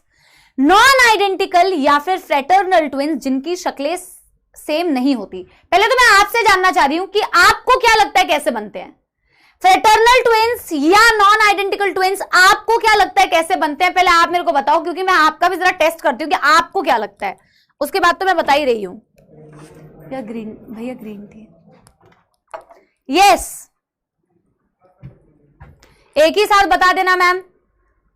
अरे जब मैं बोल रही हूं कि यहां पे तुम्हें समझ नहीं आएगा, बड़े आए तुम एक ही साथ बता देना, एक ही साथ बता देना मैम। अरे भाई इसका कॉन्सेप्ट ही नहीं है, वो अगले टॉपिक का कॉन्सेप्ट है भाई। 2 oocyte होंगे या 2 स्पर्म होंगे, 2 sperm ma'am, 2 sperm, 2 ovum, 2 sperm, 2 ovum. पता नहीं क्या क्या बोल रहे हो बेटा, काफी सारी कहानी बता रहे हो और कई सारे बच्चे गलत बता रहे हैं। ठीक है, अब मैं आपको बताती हूं, ठीक है। हाँ, जो लोग भी 2 स्पर्म लिख रहे हैं ना एक ओवम के लिए, 2 स्पर्म एंड 1 ओवम, वो तो सबसे पहले बेटा अपने आप को एक चपेट लगाओ। पूरा टॉपिक पढ़ने के बाद आप ऐसे बोलने की जरूरत भी कैसे करते हो कि 2 स्पर्म 1 oocyte, 2 स्पर्म 1 ओवम, ये जरूरत भी तुम कैसे करते हो? मैंने क्या लिखा है अभी पूरा बेटा 1 घंटे तक क्या पढ़ा हमने? पॉलीस्पर्मी को प्रिवेंट कैसे किया जाता है, पॉलीस्पर्मी क्यों नहीं होती है। और फिर बच्चे कमेंट्स में क्या लिखते हैं? 2 स्पर्म और 1 ओवम। मैम कभी भी 2 स्पर्म 1 ओवम को पेनिट्रेट करेंगे बेटा? पूरी कहानी पढ़ ली अच्छे से कि 2 स्पर्म कतई नहीं कर सकते, पॉलीस्पर्मी कतई नहीं हो सकती। पर नहीं मैम, नॉन आइडेंटिकल ट्विंस तो मैम 2 स्पर्म और 1 ओवम से होगा। अरे भाई, तो हम बेटा एक ट्विंस, पहले बेटा ट्विंस हालांकि 2 तरीके के होते हैं, एक आपको बाद में समझ लगेगा जो हम बाद में पढ़ेंगे। ठीक है, तो बेटा जी देखो, इसी से अब बताओ बेटा, टीचर को मौत नहीं आएगी? तुम्हारे साथ साथ टीचर को भी मौत आएगी, एक दिन मेरे को मौत आ जाएगी बेटा यहां कि भाई मैंने 1 घंटे तक पढ़ाया क्या मैंने 1 घंटे तक सही पढ़ाया? वही पढ़ाया ना जो अभी पूछा मैंने। अब बेटा अपने आंसर्स मत बदलो। तो एक आइडेंटिकल ट्विंस होते हैं जिनका कॉन्सेप्ट बाद में आएगा, और एक होते हैं नॉन आइडेंटिकल, या फिर इन्हें बोला जाता है बच्चों फ्रेटर्नल ट्विंस।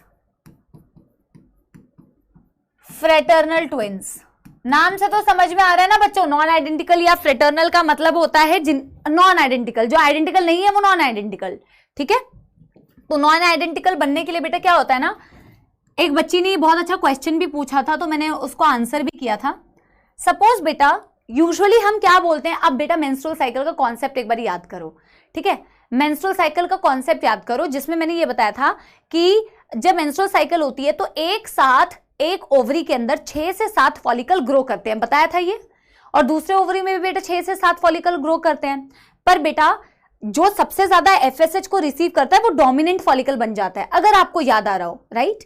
अगर आपको याद आ रहा हो कि जो सबसे ज्यादा एफएसएच रिसीव करता है वो डोमिनेंट फॉलिकल बनता है, और वो एक हार्मोन रिलीज करता है जो कि कहलाता है इनहिबिन, और वो इनहिबिन क्या करता है, एफएसएच को नेगेटिव फीडबैक देके बाकी फॉलिकल्स की ग्रोथ को रोकने की कोशिश करता है, जिससे कि मल्टीपल फॉलिकल एक साथ में ग्रो ना करे। ये कॉन्सेप्ट याद आ रहा है बेटा।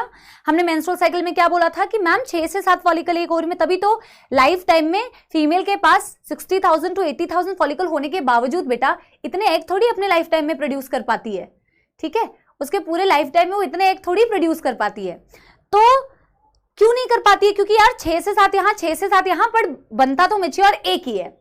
But rare of the rarest case में, अगेन मैंने वहां पे बोला था ना बेटा कि जनरली तो ऐसा होता है, पर बेटा कभी कभी ऐसा भी हो सकता है जैसे नीट में 2 लोगों के 720 नंबर आ जाए, 3 लोगों के 720 नंबर आ जाए, क्योंकि तीनों ने बराबर मेहनत करी है ना, ऐसा हो सकता है। 3 लोगों के साथ में बेटा ऐसा भी हो सकता है कि -3 आ जाए, ऐसा भी हो सकता है, स्पैमर्स, ठीक है। तो एनीवे बेटा उस वक्त में ना जाते हुए मैं तो चाहती हूँ ज्यादातर लोगों के 720 में 720 आए बेटा, if not 720 at least government medical college मिल जाए, यही दुआ है, ठीक है। तो मैं क्या बोल रही थी बेटा, वापस से मैम बह जाती हैं पूरी भावनाओं में। तो हमने बोला कि यूजुअली तो एक ही फॉलिकल डेवलप करता है, बट कभी कभी बेटा 2 साथ में फॉलिकल एक साथ भी मैच्योर हो सकते हैं, है ना। 2 फॉलिकल एक साथ में भी मैच्योर हो सकते हैं, 3 फॉलिकल भी मैच्योर हो सकते हैं, ट्रिपलेट भी हो सकते हैं ना, है ना। तो फिलहाल तो मैं ट्विंस की बात कर रही हूं। तो ऐसा अगर कभी हो गया कि एक साथ में 2 आपकी फॉलिकल मैच्योर हुई, जिससे बेटा 2 आपके ओव्यूलेशन हुए, और अगर 2 ओव्यूलेशन हो गए बेटा, और 2 ओव्यूलेशन में बेटा ऑफ कोर्स ओवम के पास तो बेटा क्या होगा, XX ही होगा। तो अगर ऐसा कभी हो गया किसी फीमेल में कि एक साथ 2 फॉलिकल मैच्योर कर गए या मल्टीपल फॉलिकल मैच्योर कर गए, ट्विंस का केस बता रही हूं तो 2 बता रही हूं, जिसकी वजह से एक साथ में 2 बार ओव्यूलेशन हो गई, 2 बार मतलब 2 ओव्यूलेशन हो गई, तो आपके पास 2 ओवा अवेलेबल होंगे, 2 ओवा अवेलेबल होंगे। अब बेटा 2 ओवा अवेलेबल होंगे तो क्या दोनों को बेटा एक ही स्पर्म फ्यूज करेगा, ये भी कई लोग बोल रहे थे, 2 ओवम एंड 1 स्पर्म। अच्छा, तो स्पर्म क्या करेगा, एक स्पर्म पहले यहां से ट्रैवल करके जाएगा, okay let me fertilise you, and then बेटा यही वाला घूम के यहां ट्रैवल करके टिकट लेके जाएगा कि मैं इसको भी फर्टिलाइज कर देता हूं। आपके अकॉर्डिंग यही होना चाहिए ना। जिन लोगों ने भी 2 ओवम और 1 स्पर्म बोला था, उन्होंने स्पर्म की टिकट कटाई थी। टिकट पहले बेटा इसके लिए कटाई, और फिर जैसे इसके लिए टिकट कटा ली तो घूम के फिर इसके लिए भी टिकट कटा ली। ऐसा नहीं होता है ना बेटा। जब 2 ओवा है तो भैया ये इनको फ्यूज करने के बाद तो खत्म, मामला खत्म इनका, और क्या ही बचा, इनका न्यूक्लियस गया अंदर, फ्यूज हो गया, done done done done, finish, tata bye bye, ठीक है। तो होता ये है कि इसके लिए अलग स्पर्म और इसके लिए अलग स्पर्म, समझ में आ गई बात, यस, इसके लिए अलग स्पर्म, इसके लिए अलग स्पर्म। तो क्या आप मुझे बता सकते हो कि नॉन आइडेंटिकल ट्विंस या फ्रेटर्नल ट्विंस, ये जो 2 बच्चे पैदा होंगे, इन दोनों का सेक्स सेम होगा या इन दोनों का सेक्स अलग होगा, क्या होगा, जल्दी बताओ, जल्दी बताओ, जल्दी बताओ, जल्दी बताओ, जल्दी बताओ, यस, सेक्स सेम होगा कि सेक्स अलग होगा, जल्दी बताओ, यस, अलग, सेम, अलग, सेम। जिन बच्चों ने लिखा है अलग उनका भी गलत है, जिन बच्चों ने लिखा है सेम उनका भी गलत है, जिन्होंने लिखा है it depends, may be same, may be different, वो करेक्ट आंसर दे रहे हो। समझ में आ रही है बात। जरूरी नहीं है कि इनका सेक्स सेम ही हो, जरूरी नहीं है कि इनका सेक्सेस अलग ही हो, ये सेम भी हो सकता है, ये अलग भी हो सकता है ना बेटा। अगर ये वाला एक्स और ये वाला एक्स, ये भी एक्स वाला स्पर्म हुआ, ये भी एक्स वाला स्पर्म हुआ, तो यहां पे भी सपोली, यहां पे भी सपोली। लेकिन अगर ये वाला बेटा एक्स वाला स्पर्म था और ये वाई वाला स्पर्म था, तो यहां सपोला, सॉरी यहां सपोली, यहां सपोला, ठीक है। अगर बेटा यहां पे भी वाई वाला था, यहां पे भी वाई वाला था, तो यहां सपोला, यहां सपोला, समझ आ रही है बात। तो इनके सेक्स सेम भी हो सकते हैं, इनके सेक्स अलग भी हो सकते हैं, 50-50 चांस है। समझ आ गई बात, समझ आ गई बात।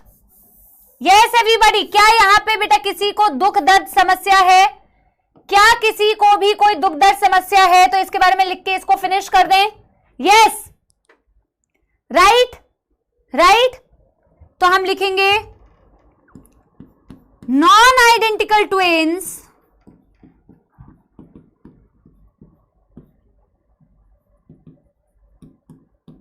are the case of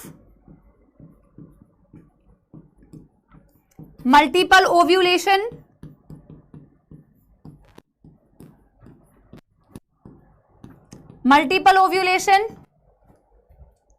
right? If two follicle mature at the same time, if two follicle mature at the same time,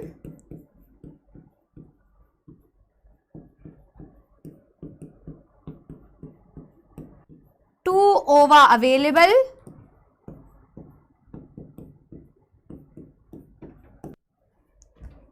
fertilized by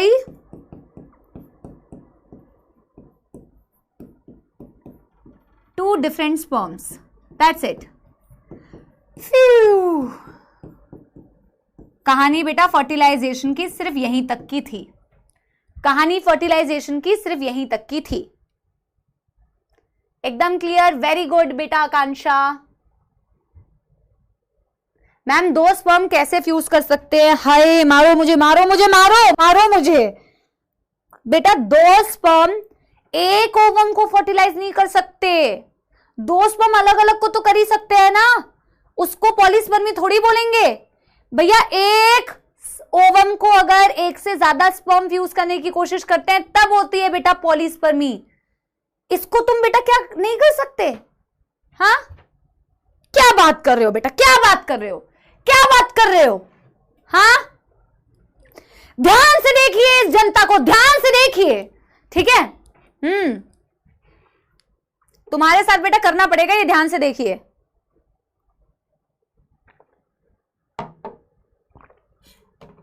done कर लो बेटा, डन।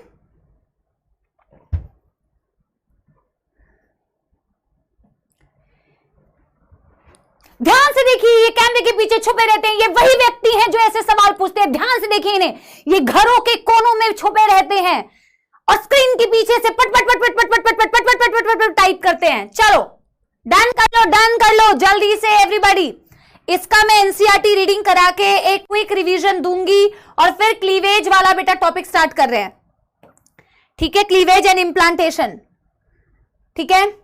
यस, डन हो गया बच्चा party. Yes everybody, yes everybody. बेटा देखो अब class का समय जो है ना बहुत ही कम मिलता है, और अब मेरी तो लास्ट क्लास है भी नहीं कि मैं तुम्हारा थोड़ा सा ज्यादा टाइम ले लूं, तो मेरे पास काफी कम टाइम है। तो आज मेरे पास एनिमेशन नहीं है बेटा, इसकी फर्टिलाइजेशन की कोई एनिमेशन इतनी है भी नहीं कि तुम्हें दिखाऊं। क्लीवेज डिवीजन की एनिमेशन देख सकते हो, इसकी क्या एनिमेशन देखोगे बेटा? ये तो एनिमेशन दिखाई दिया था मैंने, फिर भी मेरे पास कोई एनिमेशन अवेलेबल होगी तो मैं अगली क्लास में दिखाऊंगी, अभी तो बेटा बिल्कुल नहीं, ठीक है, अभी तो बिल्कुल नहीं। एक बार ही पहले एनसीईआरटी की रीडिंग करते हैं क्योंकि एनसीईआरटी सबसे इंपॉर्टेंट है, ठीक है। ये फर्टिलाइजेशन एंड इम्प्लांटेशन में बेटा हमने पढ़ा था एनसीईआरटी, अब उसी चीज को हम वापस से करते हैं, उसी चीज को कंटिन्यू करते हैं। तो उसी पेज पे बेटा आप आ जाइए जो कल आपने पढ़ा था, ठीक है। देखिए, the process of fusion of a sperm with an ovum is called fertilisation. हालांकि इतना सिंपल तो होता नहीं है, पूरा कॉन्सेप्ट हमने पढ़ लिया है, right. During fertilization, a sperm comes in contact with zona pellucida layer of the ovum and induce the change in the membrane that block the entry of additional sperms. Thus, it ensures that only one sperm can fertilize an ovum. Yes, एक sperm की entry ये ensure करती है कि further किसी और की entry ना हो, यानी कि ये पॉलीस्पर्मी को रोकती है। The secretion of beta acrosome help the sperm to enter the cytoplasm of ovum through zona pellucida and plasma membrane। जो कल हमने पढ़ा था ये पूरा हम पढ़ चुके हैं, ये हम पूरा पढ़ चुके हैं। How many chromosomes will be there in zygote? Of course बेटा 2n डिप्लॉयड 46 क्रोमोसोम, ठीक है। अच्छा, let us see how. As you know, chromosome pattern in the human female is XX and in male is XY. Therefore, all the haploid ova produced by female will always have the sex chromosome X, while male gamete sperm can have sex chromosome X or Y.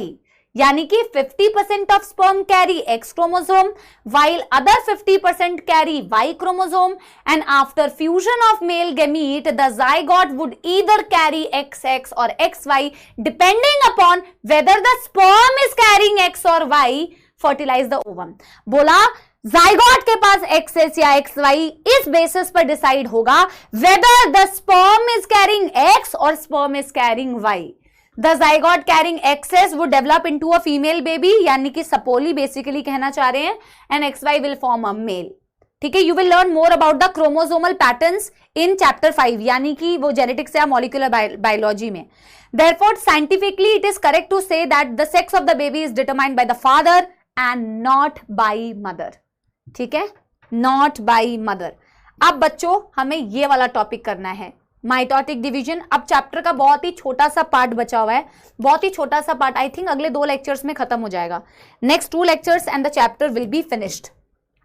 एक बार quick revision करा दूं जो पढ़ा, फटाफट से 2-3 minute में quick revision करा दूं, ठीक है।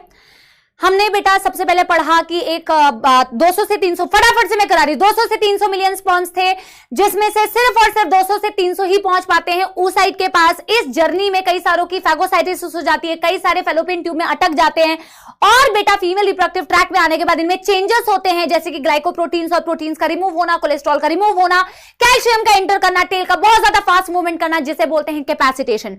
कैपेसिटेशन के बाद बेटा एक स्पर्म और एक ओवम एक दूसरे को बेटा ललला यानी कि रिकॉग्नाइज करते हैं, जिसे बोला जाता है एग्लूटिनेशन। स्पर्म के पास होता है एंटी फर्टिलाइजिन, ओवम के पास होता है फर्टिलाइजिन। रिकॉग्निशन को कहते हैं एग्लूटिनेशन, और इस रिकॉग्निशन के होते ही एक्रोसोम बेटा उल्टी कर देता है, यानी कि एक्रोसोमल रिएक्शन होता है। जोना पेलिसुरा को पेनिट्रेट करने के लिए जोना लाइसेंस, कोरोना रेडिएटा को डिसॉल्व करने के लिए कोरोना पेनिट्रेटिंग एंजाइम, और कोरोना रेडिएटा के बीच बीच में जो हाई एल्यूरोनिक एसिड होता है उसको डिसॉल्व करने के लिए हाई एल्यूरोनिडेज। ये तीनों एंजाइम्स को एक साथ मिला के बोला जाता है स्पर्म लाइसेंस। एक्रोसोमल रिएक्शन हो जाता है, और उसके बाद बेटा क्या होता है, एक्चुअल में स्पर्म जैसे ही oocyte की मेम्ब्रेन को टच करता है, oocyte अपना मियोसिस 2 कंप्लीट करती है, जो कि मेटाफेज 2 में अरेस्टेड थी, और एक बड़े साइज का ओवम बनता है, और एक छोटा सा सेकंड पोलर बॉडी बनता है, जो पेरीवाइटलाइन स्पेस में एक्यूमुलेट हो जाता है। स्पर्म का न्यूक्लियस एंटर करता है, स्पर्म का न्यूक्लियस एंटर करता है, और वो ओवम के न्यूक्लियस से फ्यूज करके बेटा बना देता है डिप्लॉयड जाइगोट। ठीक है, जाइगोट बन जाता है। आगे वैसे तो जाइगोट में बेटा डिवीजन होती है, बट हमें क्या पढ़ना है बेटा, हमें यह पढ़ना है कि एक से ज्यादा स्पर्म एक ओवम को पेनिट्रेट क्यों नहीं कर पाते, पॉलीस्पर्मी क्यों नहीं होती। तो सबसे पहले होता है टेम्पररी ब्लॉकेज। टेम्पररी ब्लॉकेज में क्या होता है, जैसे ही एक स्पर्म बेटा oocyte की मेम्ब्रेन को टच करती है, तो तूने मुझे जैसे ही छुआ तो क्या हुआ, तो बेटा oocyte की मेम्ब्रेन में चेंजेस होते हैं। oocyte की मेम्ब्रेन पहले तो बेटा अंदर से नेगेटिव थी, बाहर से पॉजिटिव थी, जो कि रेस्टिंग मेम्ब्रेन स्टेट था। बट बेटा जैसे ही, अच्छा बीच में मैंने फर्टिलाइजेशन कौन नहीं बताया ना, वो एनसीईआरटी का है नहीं, बट ऑफ कोर्स oocyte की मेम्ब्रेन को जैसे ही स्पर्म टच करता है तो वो उसको रिसीव करने के लिए कोन बना लेती है, जिसे फर्टिलाइजेशन कोन बोलते हैं, और उसी कोन बनने के बाद ही स्पर्म अपना न्यूक्लियस बेटा एंटर करवाता है, जिससे दोनों के न्यूक्लियस का फ्यूजन होता है। एनीवे, oocyte की मेम्ब्रेन अंदर से नेगेटिव थी, बाहर से पॉजिटिव थी, जिसे आप बोलते हैं रेस्टिंग मेम्ब्रेन पोटेंशियल। जैसे ही स्पर्म उसको टच करता है बेटा, तो मेम्ब्रेन के वक्त बदल जाते हैं, जज्बात बदल जाते हैं, यानी कि मेम्ब्रेन पलट जाती है। पहले जो अंदर से नेगेटिव थी, अब अंदर से पॉजिटिव, बाहर से नेगेटिव हो जाती है, due to the opening of sodium voltage gated channels, जिनसे सोडियम की एंट्री होती है, मेम्ब्रेन डीपोलराइज हो जाती है। एक डीपोलराइज मेम्ब्रेन पर रेयर चांसेस है कि कोई और स्पर्म उसको पेनिट्रेट कर पाए, बट चांस तो है, इसीलिए इसे बोला जाता है टेम्परेरी मेथड ऑफ ब्लॉकेज। फिर आता है permanent method of blockage. Permanent method of blockage में कॉर्टिकल ग्रैन्यूल्स का रोल है, इसीलिए कभी कभी इसे कॉर्टिकल ग्रैन्यूल रिएक्शन भी बोलते हैं। स्लो ब्लॉक में क्या होता है बेटा, एक स्पर्म जैसे oocyte की मेम्ब्रेन को टच किया था, ऑफ कोर्स सोडियम की तो एंट्री हुई, जिस सोडियम ने बेटा साइटोप्लाज्म के अंदर प्रेजेंट जो स्मूथ एंडोप्लाज्मिक रेटिकुलम है उसको सिग्नल दिया, और उसको बोला तुम कैल्शियम रिलीज करो। कैल्शियम ने बेटा अंदर साइटोप्लाज्म में प्रेजेंट कॉर्टिकल ग्रैन्यूल से कहा कि तुम एक्सोसाइटोसिस करो। एक्सोसाइटोसिस हुआ तो उसके कॉर्टिकल कॉर्टिकल ग्रैन्यूल के सारा कंटेंट बेटा पेरीवाइटल स्पेस में भर के उसको ब्लॉक कर दिया ताकि फर्दर कोई स्पर्म एंटर ना कर पाए, पॉलीस्पर्मी रुक गई। दो तरीके के ट्विंस होते हैं जिनकी शक्लें सेम, आइडेंटिकल ट्विंस जिनकी शक्लें सेम नहीं होती है, non identical twins. Non identical twins बनने के लिए एक साथ में अगर मल्टीपल ओव्यूलेशन या फिर एक साथ में मल्टीपल फॉलिकल्स ग्रो कर गए, दो ओवा एक साथ में अवेलेबल हो गए, दोनों को अलग अलग स्पर्म पेनिट्रेट करेगा। एक स्पर्म टिकट करा के नहीं जाता है बेटा, दो अलग अलग स्पर्म पेनिट्रेट करेंगे दो अलग अलग ओवम को। सेक्स सेम हो भी सकते हैं, सेक्स अलग अलग हो सकते हैं। जल्दी जल्दी जल्दी, स्लो और फास्ट इस बेसिस पर बोलते हैं, एक बहुत जल्दी होता है और एक होने में टाइम लगता है, इसीलिए स्लो ब्लॉक और फास्ट ब्लॉक। ठीक है, done done done done done done done done everybody, yes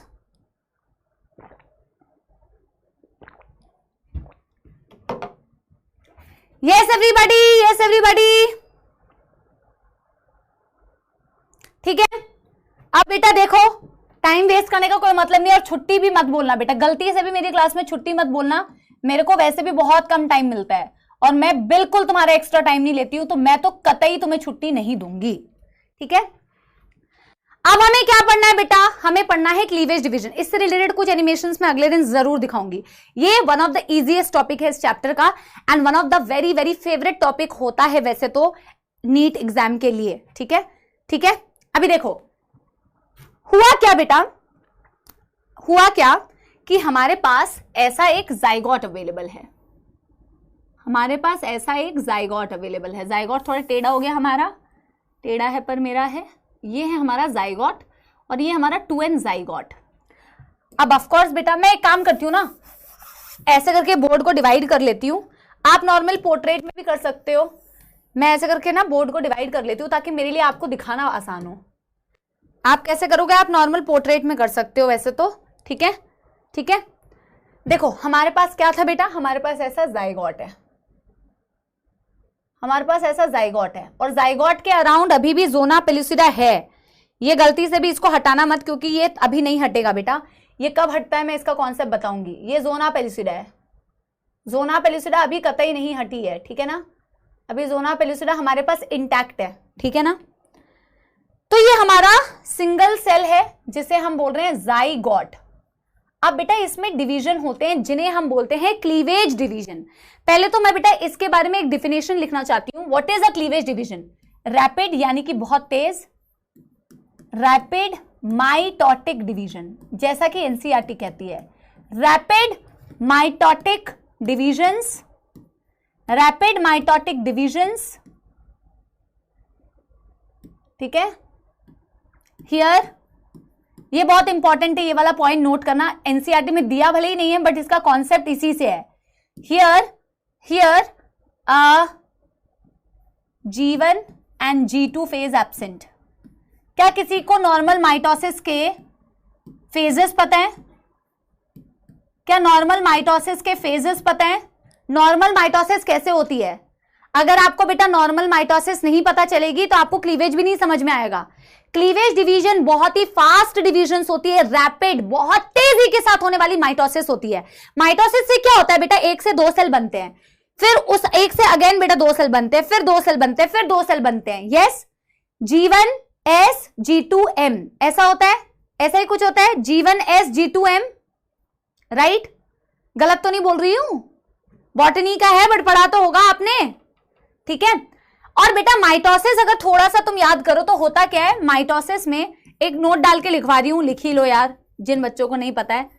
mitosis में क्या होता है, नॉर्मल माइटोसिस में ये माइटोसिस जैसा ही है बट इसमें ग्रोथ फेज एब्सेंट है। नॉर्मल माइटोसिस में क्या होता है, ग्रोथ फेज होती है, एस फेज होता है, G2 फेज होता है एंड देन डिवीजन वाला M फेज। ठीक है, यस। तो माइटोसिस में एक्चुअल में क्या होता है, एक सेल होता है जैसे डिप्लॉयड ही है, ठीक है, और फिर बेटा ये इस ग्रोथ फेज होती है, इसका साइटोप्लाज्म भी तो बढ़ता है ना, और फिर ये दो इक्वल मतलब जो पेरेंट सेल है, पेरेंट सेल के साइज में ये डिवाइड कर जाता है। जेनेटिक कंटेंट तो इसका डबल होता ही है। समझ आ रही है बात? समझ आ रही है बात? ऐसा ही पढ़ते हो, ऐसा ही पढ़ते हो, यस और नो? ग्रोथ फेज दिखती है ना बेटा, एक नॉर्मल सेल था पेरेंट सेल, ग्रोथ फेज होता है एस में, एस फेज में बेटा डीएनए कंटेंट डबल होता है और फिर अल्टीमेटली बेटा दोनों डिवाइड कर जाती है, पेरेंट सेल के बराबर आपको सेल दिखता है। पेरेंट सेल के बराबर आपको सेल डॉटर सेल दिखता है, ये पेरेंट सेल ये डॉटर सेल। तो ये बेटा क्या हो रहा है, ये वाला ग्रोथ फेज में हुआ, ये ग्रोथ हो रही है सेल की, तो ग्रोथ फेज में ग्रोथ होती है, राइट। अब मैं क्या बोल रही हूं बेटा, अब मैं क्या बोल रही हूं ना बेटा, मैं ये बोल रही हूं कि भैया यहां पर आपका जो सेल है वो माइटोसिस जैसा ही डिवीजन कर रहा है, यानी कि cleavage is a kind of mitotic division, but आपका ग्रोथ फेज एब्सेंट है। और पता है बेटा, ग्रोथ फेज एब्सेंट होने की वजह से इसमें क्या होता है ना, यहां पे जरा देखो, इसमें क्या होता है जरा देखो, 1 से 2 सेल तो बनेंगे, 1 से 2 सेल तो बनेंगे, पर इसमें जो 2 सेल बनते हैं ना बेटा, उनका साइज देखो, ये देखो, ये मैंने 2 सेल बनाया, ये एक सेल और ये दूसरा सेल, इसमें एस फेज तो दिख रहा है, क्योंकि एस फेज तो दिखेगा ही। एस फेज जिसमें डीएनए कंटेंट डबल होता है, इसमें क्या होता है बेटा, ये उन लोगों के लिए जिन्होंने बिल्कुल भी सेल साइकिल नहीं पढ़ा है 11th क्लास का, राइट। मैं बेसिक बता रही हूं क्योंकि मैं बॉटनी तो नहीं पढ़ा रही हूं तुम्हें, ठीक है। लेकिन मैं यहां क्या बोल रही हूं, मैं यहां बोल रही हूं कि यहां बेटा, यहां माइटोसिस जैसा ही डिवीजन हो रहा है, बस इसमें ग्रोथ एब्सेंट है। तो इंडिविजुअल सेल का साइज देखो पेरेंट सेल के साइज के बराबर नहीं है, इंडिविजुअल सेल का साइज छोटा होता जाएगा, हर बार छोटा होता जाएगा, क्योंकि ग्रोथ ही नहीं हो रही है, ग्रोथ फेज एब्सेंट है। ग्रोथ फेज एब्सेंट है तो सिर्फ न्यूक्लियर कंटेंट जो है, डीएनए कंटेंट डबल हो रहा है, बट ओवरऑल सेल का साइज सेम है, देखो। और जो इंडिविजुअल सेल बने, इस सेल का साइज पेरेंट सेल से छोटा है। क्या मेरी बात समझ पा रहे हो, क्या मेरी बात समझ पा रहे हो? It is a mitotic division, but here growth phase is absent, but S phase is present, M phase is present, DNA content double हो रहा है, बट इंडिविजुअल सेल्स जो आपको दिख रहे हैं, यहां पर तो मम्मी और बच्चे का सेल का साइज सेम है, पर यहां मम्मी सेल और बेबी सेल का साइज अलग अलग है मेरे बच्चे, यस। और बेटा देखो, इस सेल को आप इस स्टेज को आपने बोला 2 सेल स्टेज, 1 का 2, 2 का 4, 4 का 8, 8 का 16, 16 का 32, ऐसे बनता है, ठीक है। समझ रहे हो मेरे बच्चे, मेरे बच्चे, मेरे बच्चे। और बेटा ये जो इंडिविजुअल सेल्स बनते हैं ना, यहां क्लीवेज डिवीजन से जब 1 से 2 बनते हैं, 2 का 4 बनता है, 1 2 का 4, 4 2 का 1, ठीक है। तो यहां पे जो इंडिविजुअल सेल बनते हैं ना बेटा, इन सेल्स को बोला जाता है ब्लास्टोमियर्स। मैं लास्ट में क्लास का जो लास्ट का 10 मिनट्स होता है ना बेटा, कई बार उसमें बहुत इंपॉर्टेंट चीजें पढ़ाई जाती है। जिन बच्चों ने लास्ट के 10 मिनट्स में सिर्फ बेटा एंटरटेनमेंट किया ना कमेंट्स में, बेटा बहुत इंपॉर्टेंट चीजें मिस कर जाओगे, दिल से बोलती हूँ, क्योंकि क्लास के लास्ट में यूजुअली ऐसा होता है कि कुछ ऐसा पढ़ा रहे होते हैं जो इंपॉर्टेंट होता है। प्लीज प्लीज उसको इग्नोर मत करो, ठीक है। तो हम क्या बोल रहे हैं बच्चों, हम यहां बोल रहे हैं, after every division, after every division individual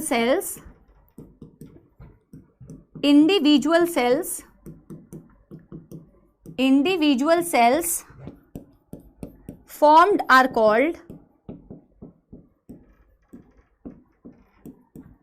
blastomeres. क्या बोलते हैं बच्चों, यहां पे नहीं लिखती, नीचे लिख देती हूं, आर कॉल्ड ब्लास्टोमियर्स। एक एक सेल जो बनता है, उन इंडिविजुअल सेल को आप बोलते हैं ब्लास्टोमियर। समझ आ रही है बात? यस, समझ आ रही है बच्चों बात? हाँ, यस।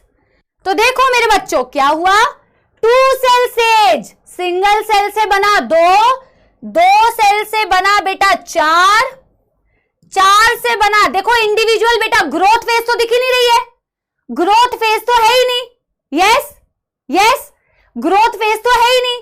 तो यार इंडिविजुअल सेल का साइज हर डिवीजन के बाद छोटा होता जा रहा है, हर डिवीजन के बाद छोटा होता जा रहा है। यहां आपको एक दिख रहा था बड़ा, फिर आपको उससे थोड़े छोटे, फिर आपको और छोटा, और बेटा 4 से आपको दिखेंगे फिर 8 से फिर आपको दिखेंगे 16। आज मैं सिर्फ 16 सेल तक ही बताऊंगी, आज मैं सिर्फ बेटा 16 सेल तक ही बताऊंगी।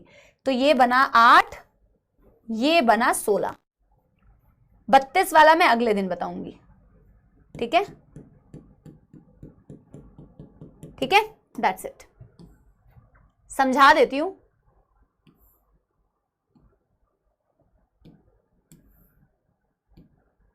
ठीक है। ई का है, ई है जोना पेलुसिडा।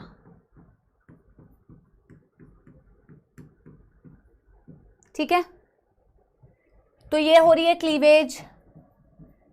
फर्स्ट क्लीवेज से क्या बना बेटा? फर्स्ट क्लीवेज से कितने सेल बने? एक का दो, एक का दो। सेकेंड क्लीवेज डिवीजन से क्या बने? दो का चार, दो का चार। थर्ड क्लीवेज डिवीजन से क्या बना बच्चों? 8। और फोर्थ से क्या बना बेटा? 16। पूछते हैं बेटा फर्स्ट क्लीवेज डिवीजन से कितने, सेकेंड डिवीजन से कितने, थर्ड से कितने। हालांकि बहुत ही आसान है, बस आज हम इतना ही रखेंगे। ठीक है, तो यहां पे हम क्या बोल रहे हैं? थोड़ा इसको बेटा ढंग से बनाते हैं, इसको थोड़ा अच्छे से बनाते हैं।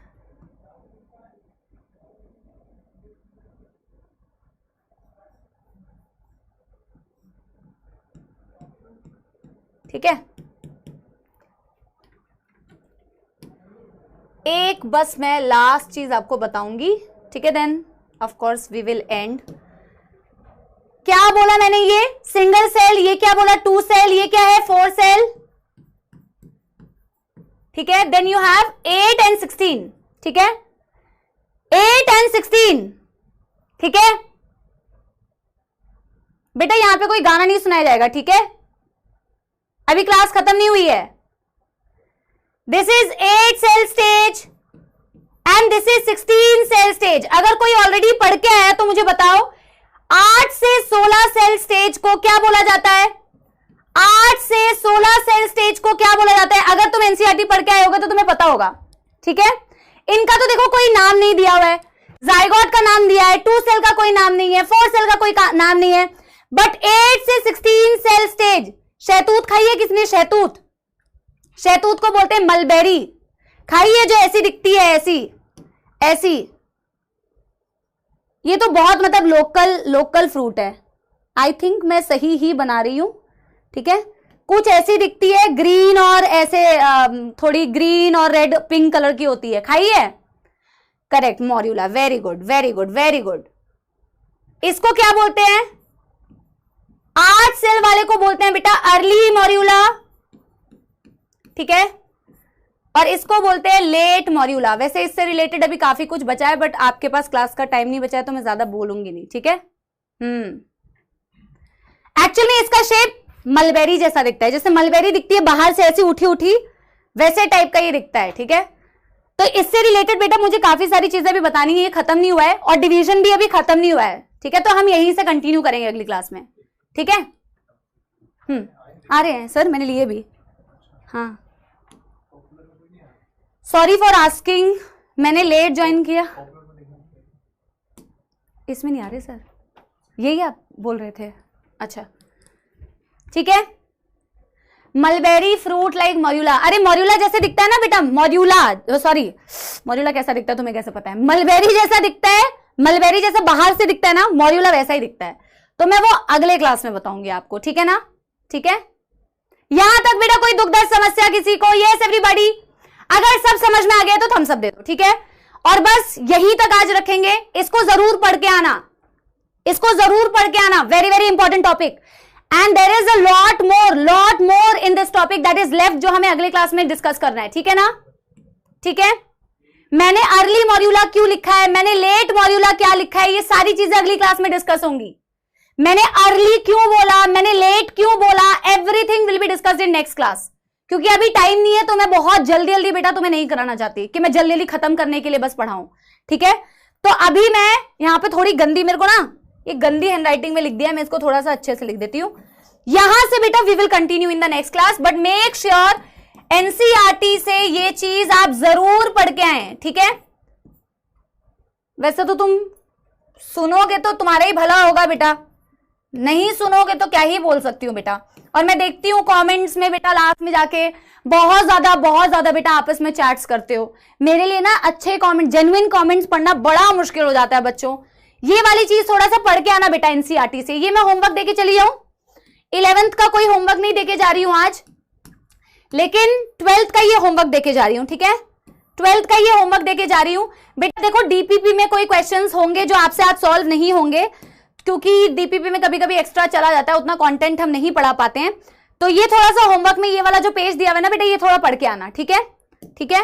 और डीपीपी के कुछ क्वेश्चंस आपसे अभी सॉल्व नहीं होंगे, वो हम अगले लेक्चर जब लेंगे बेटा आपका, तो आपसे सॉल्व हो जाएगा, ठीक है ना।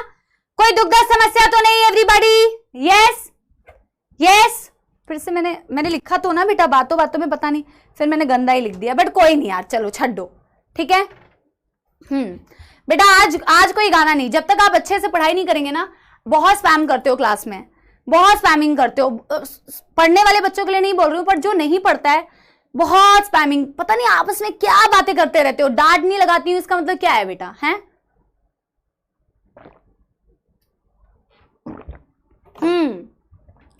ठीक है, चलो तुम इतना बोलोगे, मैं 2 लाइन सुना रही हूँ, उससे ज्यादा नहीं, पर मेरे को 2 लाइन के कोई गाने तो याद रहते नहीं है।